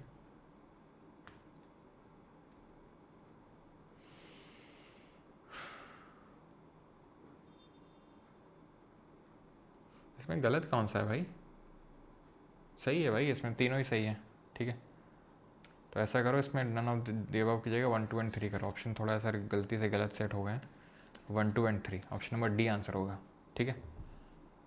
आंसर डी होगा इसमें, ओके। ऑप्शन थोड़े से वो है, उल्टा नहीं है भैया। Subject of administration justice originally state list में था, स्टेट से कंकरेंट में ट्रांसफ़र किया गया है, इसको ध्यान रखना। ये जो मैंने लिखे हैं, education, weights and measures, forest, wild animals and birds, ये सब 3 रॉन्ग है बेटा, कोई रॉन्ग नहीं है। क्यों रॉन्ग है 3? पार्लियामेंट के पास ही पावर होता है। अगर तीनों लिस्ट में किसी में भी नहीं है, रेजिडुअरी में, include all other matter not mention in any list, union legislature alone has the power to legislate on such matter. सिर्फ पार्लियामेंट बना सकता है। अब क्या हमें सारे सब्जेक्ट्स याद करने हैं बैठ के union state list concurrent list के? तो याद नहीं करने हैं, लेकिन ये थोड़ा सा एक आपको कॉन्सेप्ट क्लियर होना चाहिए आपके माइंड में कि जो इंपॉर्टेंट सब्जेक्ट्स हैं like defence, atomic energy, foreign affairs, war and peace, banking, railways, post and telegraph, airways, ports, foreign trade, currency and coinage, ये सब इंपॉर्टेंट जिनका लेने देना पूरा देश से है वो यूनियन लिस्ट के सब्जेक्ट होंगे। लेकिन जिनका लेने देना सिर्फ एक स्पेसिफिक मान लेते हैं स्टेट्स में बहुत ही छोटे एक एरिया से हैं, जैसे कि एग्रीकल्चर हो गया, पुलिस हो गया, प्रिजन हो गया, local government, public health, land, liquor, trade and commerce, live stock, ठीक है, animal husbandry, state public services, ये सब आपका स्टेट लिस्ट में आएगा। और कॉन्करेंट में आपके जैसे education, transfer of property, agriculture, land हो गया, forest, trade union, adulteration, adoption and succession, ये सब आपके कॉन्करेंट में आएंगे, ओके। शेड्यूल 2 और जो भी आपके, ध्यान रखना, मैरिज हो गया, डिस्प्यूट्स हो गए, ये सब आपके कॉन्करेंट लिस्ट में ही आएंगे। चाहे वो एग्रीकल्चरल डिस्प्यूट ही क्यों ना हो, वो कॉन्करेंट लिस्ट में आएगा। बस एक चीज़ ध्यान रखना,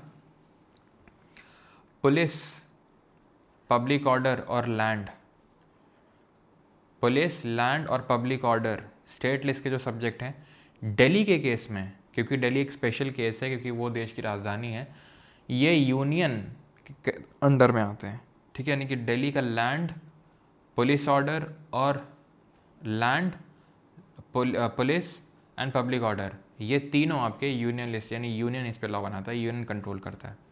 शेड्यूल्स दिए हैं 2, 11, 12, इनके बारे में स्टेटमेंट्स आपको यहाँ पर कंसिडर करने हैं। तो चलिए करते हैं इसको। तो आपने यहाँ पर कर लिया होगा, ये हिंदी में आपका पूरा सवाल है, कर लिया आपने, ओके। तो हम किस तरीके से शेड्यूल्स को याद करते हैं? तो पहले तो हमें ये पता होना चाहिए कि पहले 8 शेड्यूल्स थे और अभी कितने हैं? 12 हैं, जिनको हम इस तरीके से याद करते हैं, टीयर्स ऑफ ओल्ड पीएम, ठीक है, ऑफ ओल्ड पीएम। तो अगर हम बात करेंगे तो 1 से लेकर 12 तक है, जिसमें इसमें क्या है? तो names and territorial jurisdiction of states and union territories, territorial jurisdiction यानी कि नाम और उनका क्षेत्र अधिकार, जितने भी राज्य और केंद्र शासित प्रदेश हैं उनका, ठीक है, क्लियर इतनी चीज़। देन ई से क्या है? ई से एमोल्यूमेंट, यानी जो भत्ता मिलता है प्रेसिडेंट, वाइस प्रेसिडेंट, इन सबको, जो जजेस हो गए इन सबको, ये लिखा हुआ है एमोल्यूमेंट। ए में है एफर्मेशन ओथ, तो जो मिनिस्टर्स वगैरह हैं या फिर मेंबर ऑफ पार्लियामेंट हैं या फिर मेंबर ऑफ स्टेट लेजिस्लेचर हैं, उन सबका एफर्मेशन एंड ओथ जो है वो 3rd शेड्यूल में मेंशन्ड है, एफर्मेशन एंड ओथ। आर से है आपका राज्यसभा, ठीक है, यानी राज्यसभा में सीट एलोकेशन दिया हुआ है, सीटों का आवंटन दिया हुआ है। एस से है शेड्यूल्ड एरियाज़, ठीक है, शेड्यूल्ड एरियाज़ के बारे में दिया हुआ है। ओ से यहाँ पर है अदर शेड्यूल्ड एरियाज़, ठीक है, other scheduled areas. 6 schedule areas में आपके कौन कौन से स्टेट आते हैं, तो ये 6 शेड्यूल है आपका। 6 में आपका आता है एटीएम मनी। एटीएम में हम याद करते हैं असम, त्रिपुरा, मिज़ोरम और मेघालय, ठीक है, ये चीज़ ध्यान रखना, ये एटीएम मनी है, मणिपुर नहीं है इसमें, ये इंपॉर्टेंट चीज़ें नोट करने वाली। एफ में है आपके फेडरल प्रोविजंस। व्हेन आई से फेडरल प्रोविजंस, तो वही जो यूनियन लिस्ट, स्टेट लिस्ट और कॉन्करेंट लिस्ट की जो चर्चा कर रहे थे वही दिया हुआ है इसमें।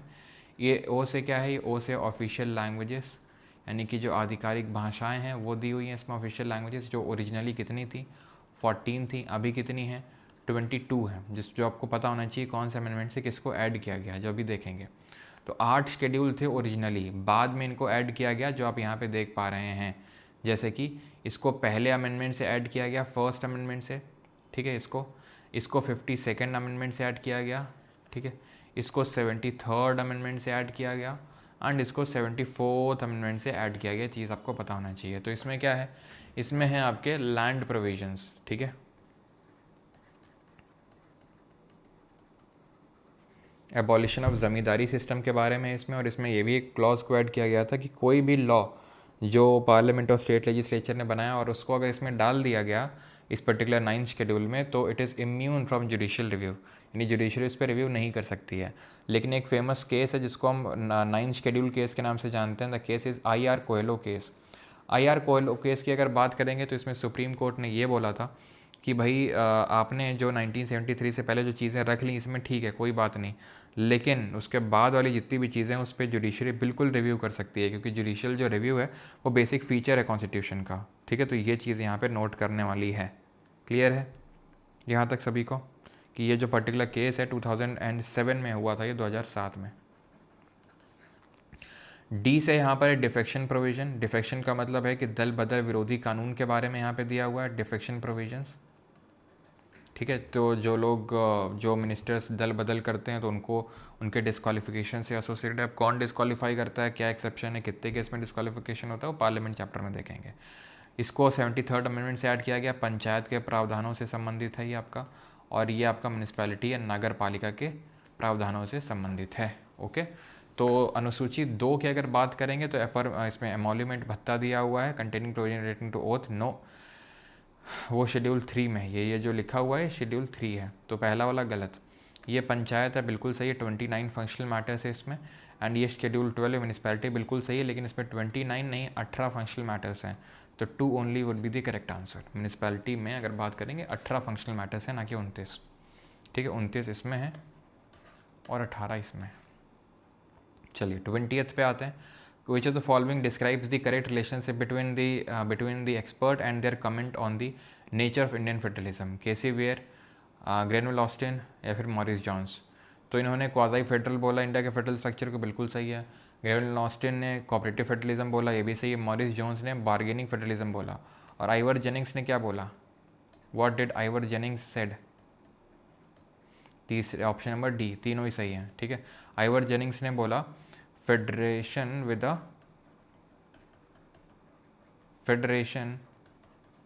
विद सेंट्रलाइजिंग टेंडेंसी, ठीक है, सेंट्रलाइजिंग टेंडेंसी, ठीक है। आगे बढ़ते हैं 21, ये हिंदी में आपका, ये इंग्लिश में क्वेश्चन आपका कंसीडर द फॉलोइंग स्टेटमेंट्स के बारे में यहाँ पे लिखा हुआ है, एंड देन यहाँ पे लिखा हुआ है आपका ये हिंदी में, ठीक है। बाकी लैंग्वेजेस हम यहाँ पे देख लेते हैं किस अमेंडमेंट से ऐड करी गई। 14 थी 8 शेड्यूल में, बाकी फिर 22 हो गई। तो आपको पता होना चाहिए, तो 21st अमेंडमेंट हुआ, सिंधी को जोड़ा गया, Sindhi was added. Then your 71st amendment was done, KNM that is Konkani, Nepali और मणिपुरी को ऐड किया गया। 92nd अमेंडमेंट की अगर बात करेंगे तो बोडो, डोंगरी, संथली और मैथिली को जोड़ा गया, ठीक है। तो ये ध्यान रखेंगे। Indian constitution is classified as partly rigid and partly flexible, बिल्कुल बात सही है, ठीक है। पार्टली रिजिड है यानी कि उसको अमेंड करना उतना आसान नहीं है, पार्टली फ्लेक्सिबल है मतलब बहुत आसान है अमेंड करना। Written constitution is easy to amend, गलत बात है। रिटन कॉन्स्टिट्यूशन को थोड़ा सा मुश्किल होती है अमेंड करने में। जो अनरिटन कॉन्स्टिट्यूशन होता है, जैसे कि अगर बात करेंगे जो अनरिटन कॉन्स्टिट्यूशन होता है वो UK का है, दो मेन यहाँ पर डिफरेंसेस होते हैं। पहला तो ये होता है रिटर्न वाला एक सिस्टमेटिकली कोडिफाई किया जाता है, सिस्टमेटिकली कोई एक कमेटी बैठती है, असेंबली बैठती है और वो कॉन्स्टिट्यूशन बनाने का काम करती है, जैसे हमारे लिए कॉन्स्टिट्यूंट असेंबली ने बनाया। लेकिन अनरिटन में क्या होता है, जो पहले के रूल्स एंड बाई लॉज जो चले आते हैं, ठीक है, तो जो रूल्स वगैरह उन्हीं को एक क्लब करके कॉन्स्टिट्यूशन बोल दिया जाता है, जबकि वो होता नहीं है, ठीक है। और रिटन कॉन्स्टिट्यूशन को अगर बात करेंगे तो इसको अमेंड करना आसान नहीं होता है, अनरिटन को बहुत आसान होता है। तो दूसरा वाला गलत हो जाए आपका, पहला सही हो गया। एंड ये ऑप्शन ए और डी यहाँ पर सेम हो गए। Under the federal structure states are not merely agents of the, इसको 1 and 2 कर लो, ठीक है, 1 and 2। तो under the federal structure states are not merely agents of the federal government but draw their authority directly from the constitution. बिल्कुल, अगर federal structure की बात करें तो फेडरल स्ट्रक्चर में ऐसा नहीं है कि यूनियन के पास ही सारी पावर है और वहीं से ही पावर मिल रही स्टेट को। स्टेट्स अपनी पावर या अथॉरिटी डिराइव कहाँ से कर रहे हैं, वो डिराइव कर रहे हैं कॉन्स्टिट्यूशन से डायरेक्टली। तो आंसर होगा option number A, 1 and 3 only. 22 पे आते हैं। Match the schedule with the constitutional amendment act that added it, ठीक है। तो नया शेड्यूल हमने देखा, फर्स्ट अमेंडमेंट से पहले संविधान संशोधन से जोड़ा गया, 10वें वाले को 52वें से और 11वें वाले को 73वें से जोड़ा गया, न कि 74वें से। तो option number D 1 and 2 answer हो जाएगा इसका। 23 by cameralism is an essential feature of the union constitution. ये इंग्लिश में और ये हिंदी में करिए।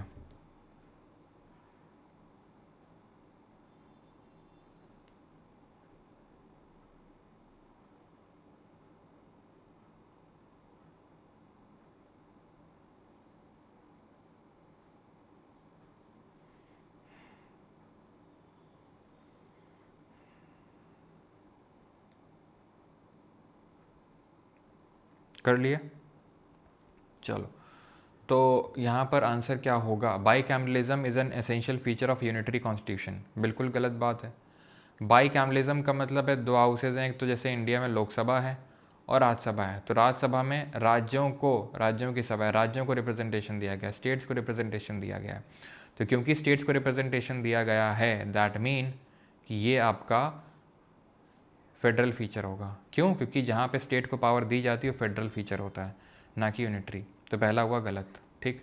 The Indian constitution supports a dual government where both the union and states draw their authority directly from the constitution. Indian government जो है dual government को support करता है, इंडियन कॉन्स्टिट्यूशन, जहाँ पे दोनों यूनियन और स्टेट्स अपनी अथॉरिटी ड्रॉ करते हैं कॉन्स्टिट्यूशन से। बिल्कुल सही है। Supremacy of constitution means that no government or law is superior to. बिल्कुल सही है ये भी, ठीक है। सुप्रीमेसी ऑफ कॉन्स्टिट्यूशन का मतलब ये कि कोई भी कानून संविधान से ऊपर नहीं है, ठीक है।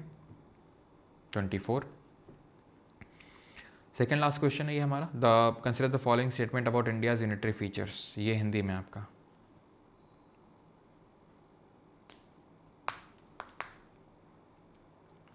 Sir bicameralism of UK is not same as Indian. बिल्कुल अभिषेक तिवारी, वो हम आगे देखेंगे किस तरीके से जो हमारी बाई कैमरलिज्म है, जैसे कि अगर हम बात करेंगे तो जो हमारे मेंबर ऑफ पार्लियामेंट होते हैं उनकी कोई लीगल रिस्पॉन्सिबिलिटी होती है कि नहीं होती है?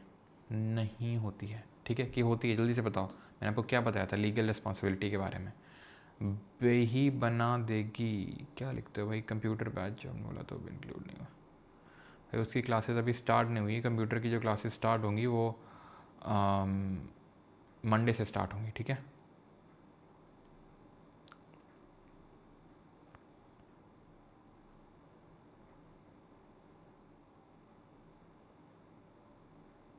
चलो, तो यहाँ पर पहला वाला स्टेटमेंट जो होगा वो क्या होगा? Provision of single citizenship employs that all citizens owe allegiance to the only to the union not respective. बिल्कुल, सिर्फ भारत की, सिर्फ केंद्र की नागरिकता, ऐसा नहीं कि राज्यों की नागरिकता। जैसे यूएस में क्या चलता है, एक तो आप यूएस के सिटीजन हो प्लस जहाँ पर आप रह रहे हो जिस स्टेट में, वहाँ पे भी, ठीक है, वहाँ पे भी। ठीक है, तो पहला वाला यहाँ पे आपका सही होगा क्योंकि इंडिया में सिंगल सिटीजनशिप चलती है। और ये कहाँ से बोरो किया हमने? ये फीचर कहाँ से बोरोड है? द पावर ऑफ यूनियन और centre to appoint the governors of the state is a clear indicator of the federal system. Wrong है। The power of the union centre to appoint governor जो state का head है, अभी हमने देखा था unitary feature है। कहाँ से लिया? कनाडा से। कनाडा से हमने और क्या लिया है? कनाडा से हमने लिया है federation with a strong centre, residuary power vest with centre, appointment of governor by centre. तो सी से सेंटर, सी से कनाडा से सारी चीज़ें ली हैं। The existence of single constitution for both union and state is a unitary feature. Yes, अगर single ना होता तो कैसा होता, डुअल होता, यानी इस यूनियन के पास उसका खुद का कॉन्स्टिट्यूशन होता और स्टेट के पास उसका खुद का होता, जो नहीं है स्टेट के पास, मतलब कि यूनिटरी फीचर है आपका। Answer 1 and 3 only. अगेन यहाँ पे भी रिपीटेड है यार, ठीक है, तो 1 एंड 3 ऑप्शन नंबर सी। चलिए, तो 1 और 3 हो जाएगा। एंड आखिरी क्वेश्चन है ये आपका, census and inter state trade and commerce are subjects listed exclusively in the union list. Census और inter state trade and commerce ये यूनियन लिस्ट में, सही है आपका। Weights and measures in electricity are subjects listed in the concurrent list. थोड़ी देर पहले देखा था, वेट्स एंड मेजर्स पहले स्टेट लिस्ट में था और अभी कहाँ पर है, कॉन्करेंट लिस्ट में है, ठीक है। अभी किस कहाँ पर है, कॉन्करेंट लिस्ट में है, ध्यान रखना, क्लियर। और वहीं अगर बात करेंगे इलेक्ट्रिसिटी की तो ये भी कॉन्करेंट लिस्ट में है, तो ये भी आपका सही है। Agriculture and betting and gambling ये स्टेट लिस्ट में है, ये भी आपका सही है। Answer option number A 1, 2 and 3। Okay, clear. Inter state trade and commerce हो गया आपका, और सेंसस हो गया, ये यूनियन लिस्ट में है 7th शेड्यूल के। Weights and measure electricity concurrent में, एग्रीकल्चर बेटिंग एंड गैम्बलिंग का है, ये आपके स्टेट लिस्ट में। तो ऑप्शन नंबर डी, तीनों ही आपके सही हैं। चलिए, हिंदी में ये आपका। अब आ जाते हैं कुछ करंट अफेयर के क्वेश्चन, ले लीजिए उठा के आप। तो स्वामित्व योजना के बारे में ये क्वेश्चन है, पढ़िए, ये हिंदी में नहीं है, थोड़ा सा मैनेज करिएगा। स्वामित्व स्कीम के बारे में यहाँ पे क्वेश्चन है, करिए। It was launched by the government of India in 2021 to survey village areas using technology like drones. बिल्कुल, तो पहला ए वाला सही है यहाँ पर, ठीक है, ए वाला सही होगा। आबादी का मतलब क्या होता है, आबादी का मतलब होता है जो रेजिडेंशियल प्रॉपर्टीज़ होती हैं, जहाँ पे लोग रह रहे हैं, जहाँ पे लोगों ने इनहैबिट किया कर रखा है उस प्लेस को, वो होता है वो, ठीक है, क्लियर है। तो स्वामित्व ये रहा आपका स्कीम। और ये लॉन्च कब हुआ था स्वामित्व स्कीम, बताइए जल्दी से। As of late 2024 millions of property cards have been distributed under the scheme, ये भी सही है। जनरलिस्टिक टाइप है, ऐसा कुछ नहीं है कि नहीं इतने ही बांटे गए हैं कार्ड। अगर बहुत स्पेसिफिक होता नंबर में तो थोड़ा सा हम डाउट करते, लेकिन बहुत स्पेसिफिक नहीं है नंबर में ये। It is aimed at urban housing for the poor, बिल्कुल नहीं। आप देखो गांव की बात हो रही है यहाँ पे, तो अर्बन नहीं बल्कि रूरल हाउसिंग के बारे में है ये। तो तीसरा वाला सी वाला गलत होगा यहाँ पर। आंसर हो जाएगा कौन सा, A, B and D. The scheme covers mapping of rural inhabited areas across several states, ठीक है। तो ए, बी एंड डी यहाँ पर सही होगा। अगर इसकी बात करेंगे तो इसको लॉन्च किया गया था 24 अप्रैल को, 24 अप्रैल को इसको लॉन्च किया गया था। ये किस मिनिस्ट्री के तहत आती है, मिनिस्ट्री ऑफ पंचायती राज,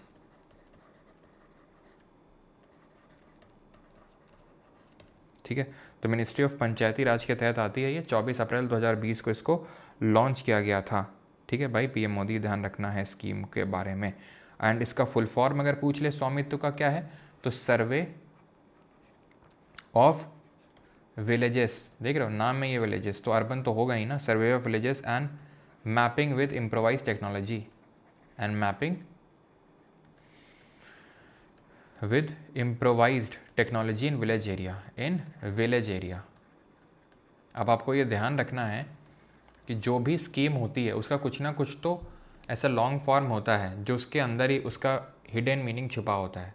तो कई बार ऐसा कुछ पूछता है कि ये स्कीम किसके बारे में है, तो थोड़ा सा हम उस स्कीम के नाम पे भी ज़रा गौर फरमाएं कि यहाँ पे वी से विलेज हो सकता है, यहाँ पे भी ऐसा वी से विलेज हो सकता है। तो इस तरीके से आप मैच करना होता है। ये तो स्टेटमेंट वाला बेस मैंने दे दिया, लेकिन ऐसा नहीं कि सारे क्वेश्चन स्टेटमेंट वाले आएंगे, वन लाइनर भी काफ़ी आएंगे। और अगर इस तरीके से आता है तो स्टेटमेंट वाले क्वेश्चन से पहली बात तो डरना नहीं है, क्योंकि ये आसान होते हैं।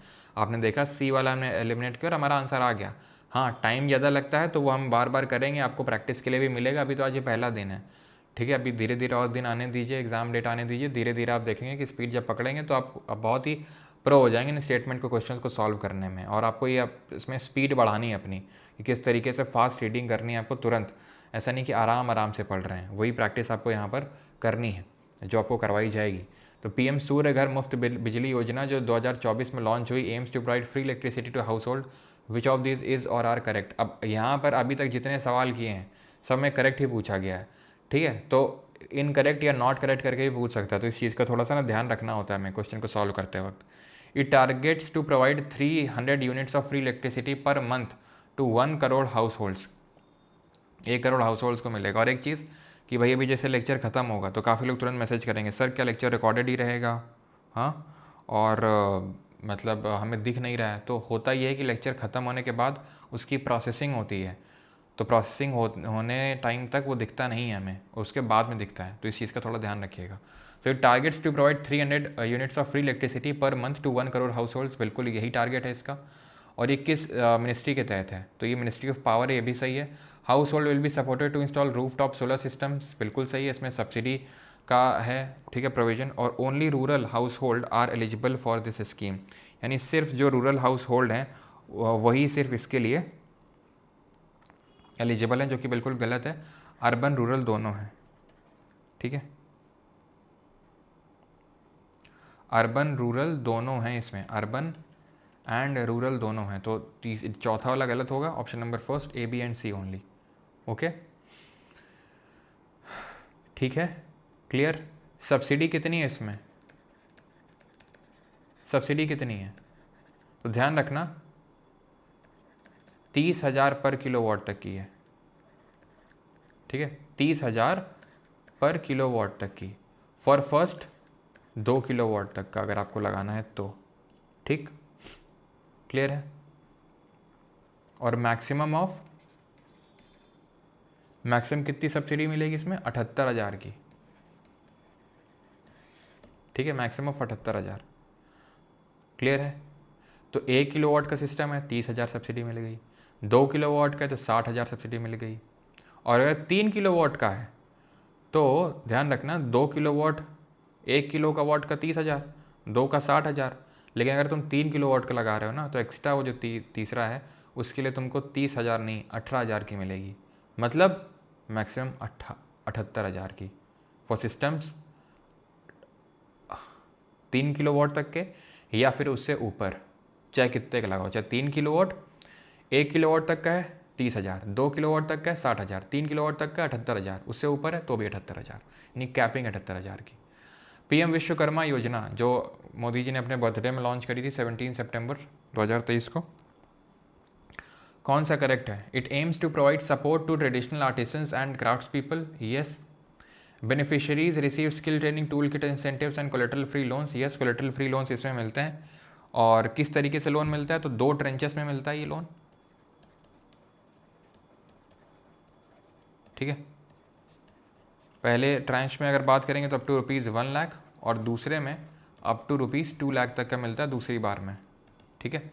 The scheme is implemented by ministry of micro small and medium enterprises, बिल्कुल सही। एमएसएमई डे हम कब सेलिब्रेट करते हैं, जरा बताइए। तो जो भी विश्वकर्मा स्कीम, विश्वकर्मा मतलब जो इस तरीके से आर्टिशंस और जो वर्कर्स हैं, जो हैंडीक्राफ्ट वर्कर हैं, ठीक है, तो उनके लिए है, ये ध्यान रखिएगा। ओके, एंड इसमें अबव 60 ईयर्स आर एलिजिबल, ऐसा कोई एज की कैपिंग नहीं है कि इसके ऊपर वाले कर सकते हैं नहीं कर सकते हैं, ऐसी कोई कैपिंग नहीं है, ठीक है। और ये रूरल और अर्बन एरियाज़ दोनों के जो आर्टिशंस या क्राफ्ट्स पीपल हैं उन सब के लिए है ये, ऐसा नहीं कि सिर्फ रूरल या अर्बन, ठीक है, ऐसा कुछ नहीं है।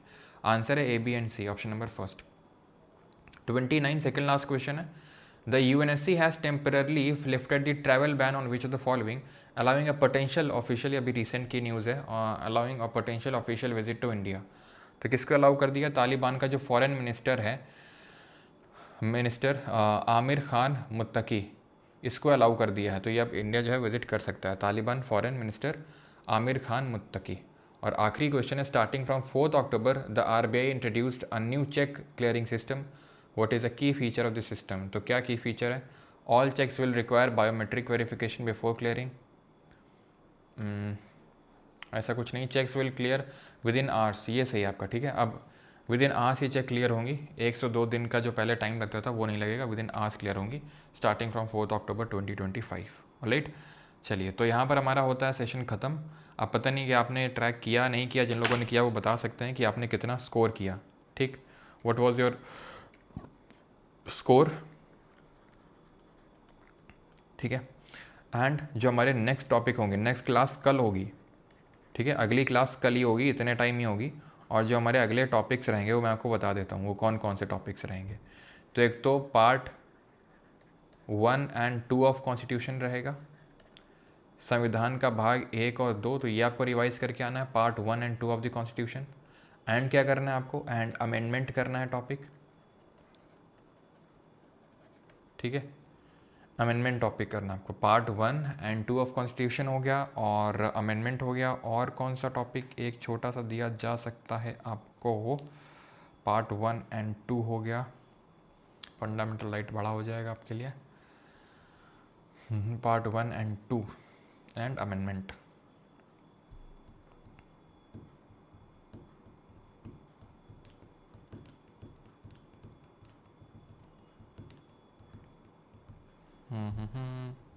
और कौन सा टॉपिक कर दिया जाए बताओ।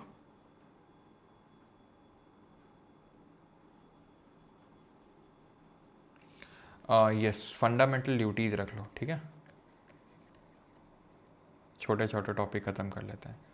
फंडामेंटल ड्यूटीज़, तो ये 3 टॉपिक्स जो हैं कल करके आने हैं आपको। ऑलराइट, कैसा लगा आज का लेक्चर जल्दी बताइए। आईबी का ओके आंसर किया आ गया है, देखते हैं जैसा होता है। ओके एंड बताते हैं आपको।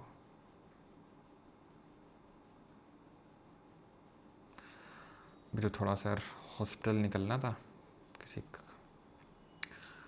फिर बताते हैं आपको थोड़ी देर में ना। बाकी बताओ लेक्चर कैसा क्या लगा।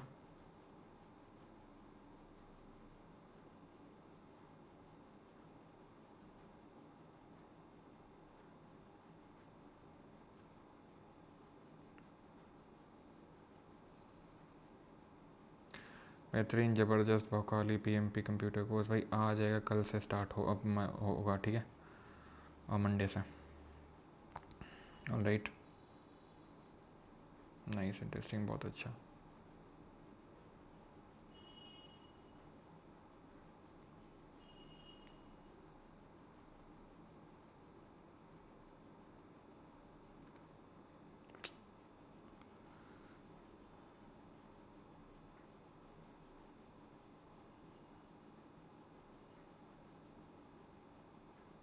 स्टाफ ने अच्छे काम नहीं किया यार, एक तो इतनी जल्दी जल्दी कमेंट्स भाग रहे हैं ना, मैं क्या ही बताऊँ। एक सेकंड रुको।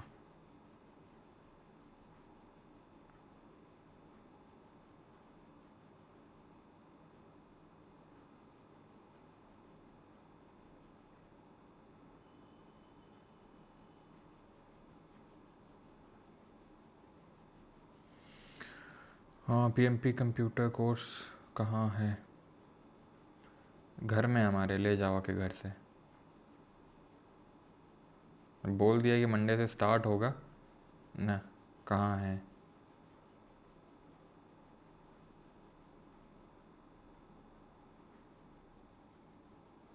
डेली 3 ही क्वेश्चन ही होंगे, हाँ इसी के आसपास ही होंगे। क्या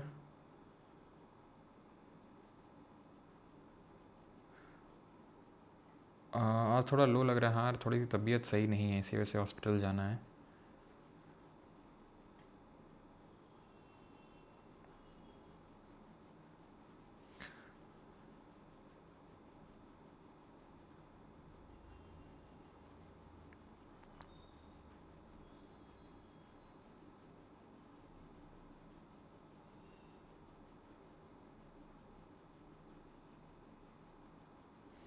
चलिए, थैंक यू एवरीवन, ठीक है। स्पीड बढ़ाने का ऑप्शन दे दो भाई। मेरे चरण कहाँ हैं आपके? लाइव क्लास है ये, स्पीड बढ़ा दोगे लाइव क्लास की? हैं? रिकॉर्डेड देखो भाई, स्पीड बढ़ानी है तो।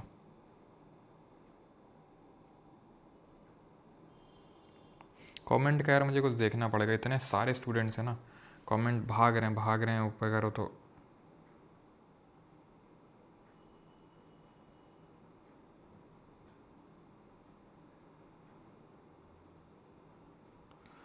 सो यूनिटरी समझा दो, अगर आपको समझना है ना कोई चीज़ डिटेल में तो बैच दे रखा है, ठीक है। बैच की क्लास में जाओ, डिटेल में उसमें समझाया होगा, उतना डिटेल में मैं यहाँ पे नहीं समझा सकता हूँ आपको, तो इसीलिए बैच का एक्सेस दिया है। कोई कॉन्सेप्ट नहीं समझ में आ रहा, बैच में जाओ, डिटेल में उसको समझो जाके, ठीक है, इसीलिए बैच फ्री में दिया है।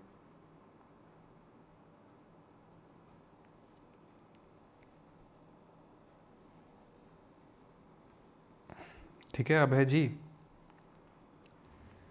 यूनिटरी बायस का मतलब होता है,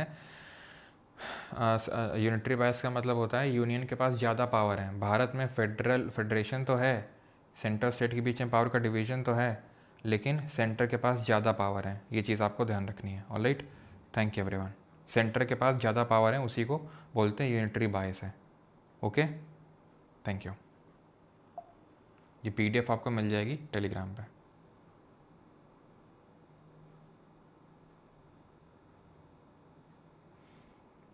मिलते हैं कल सेम टाइम पे। Okay, thank you.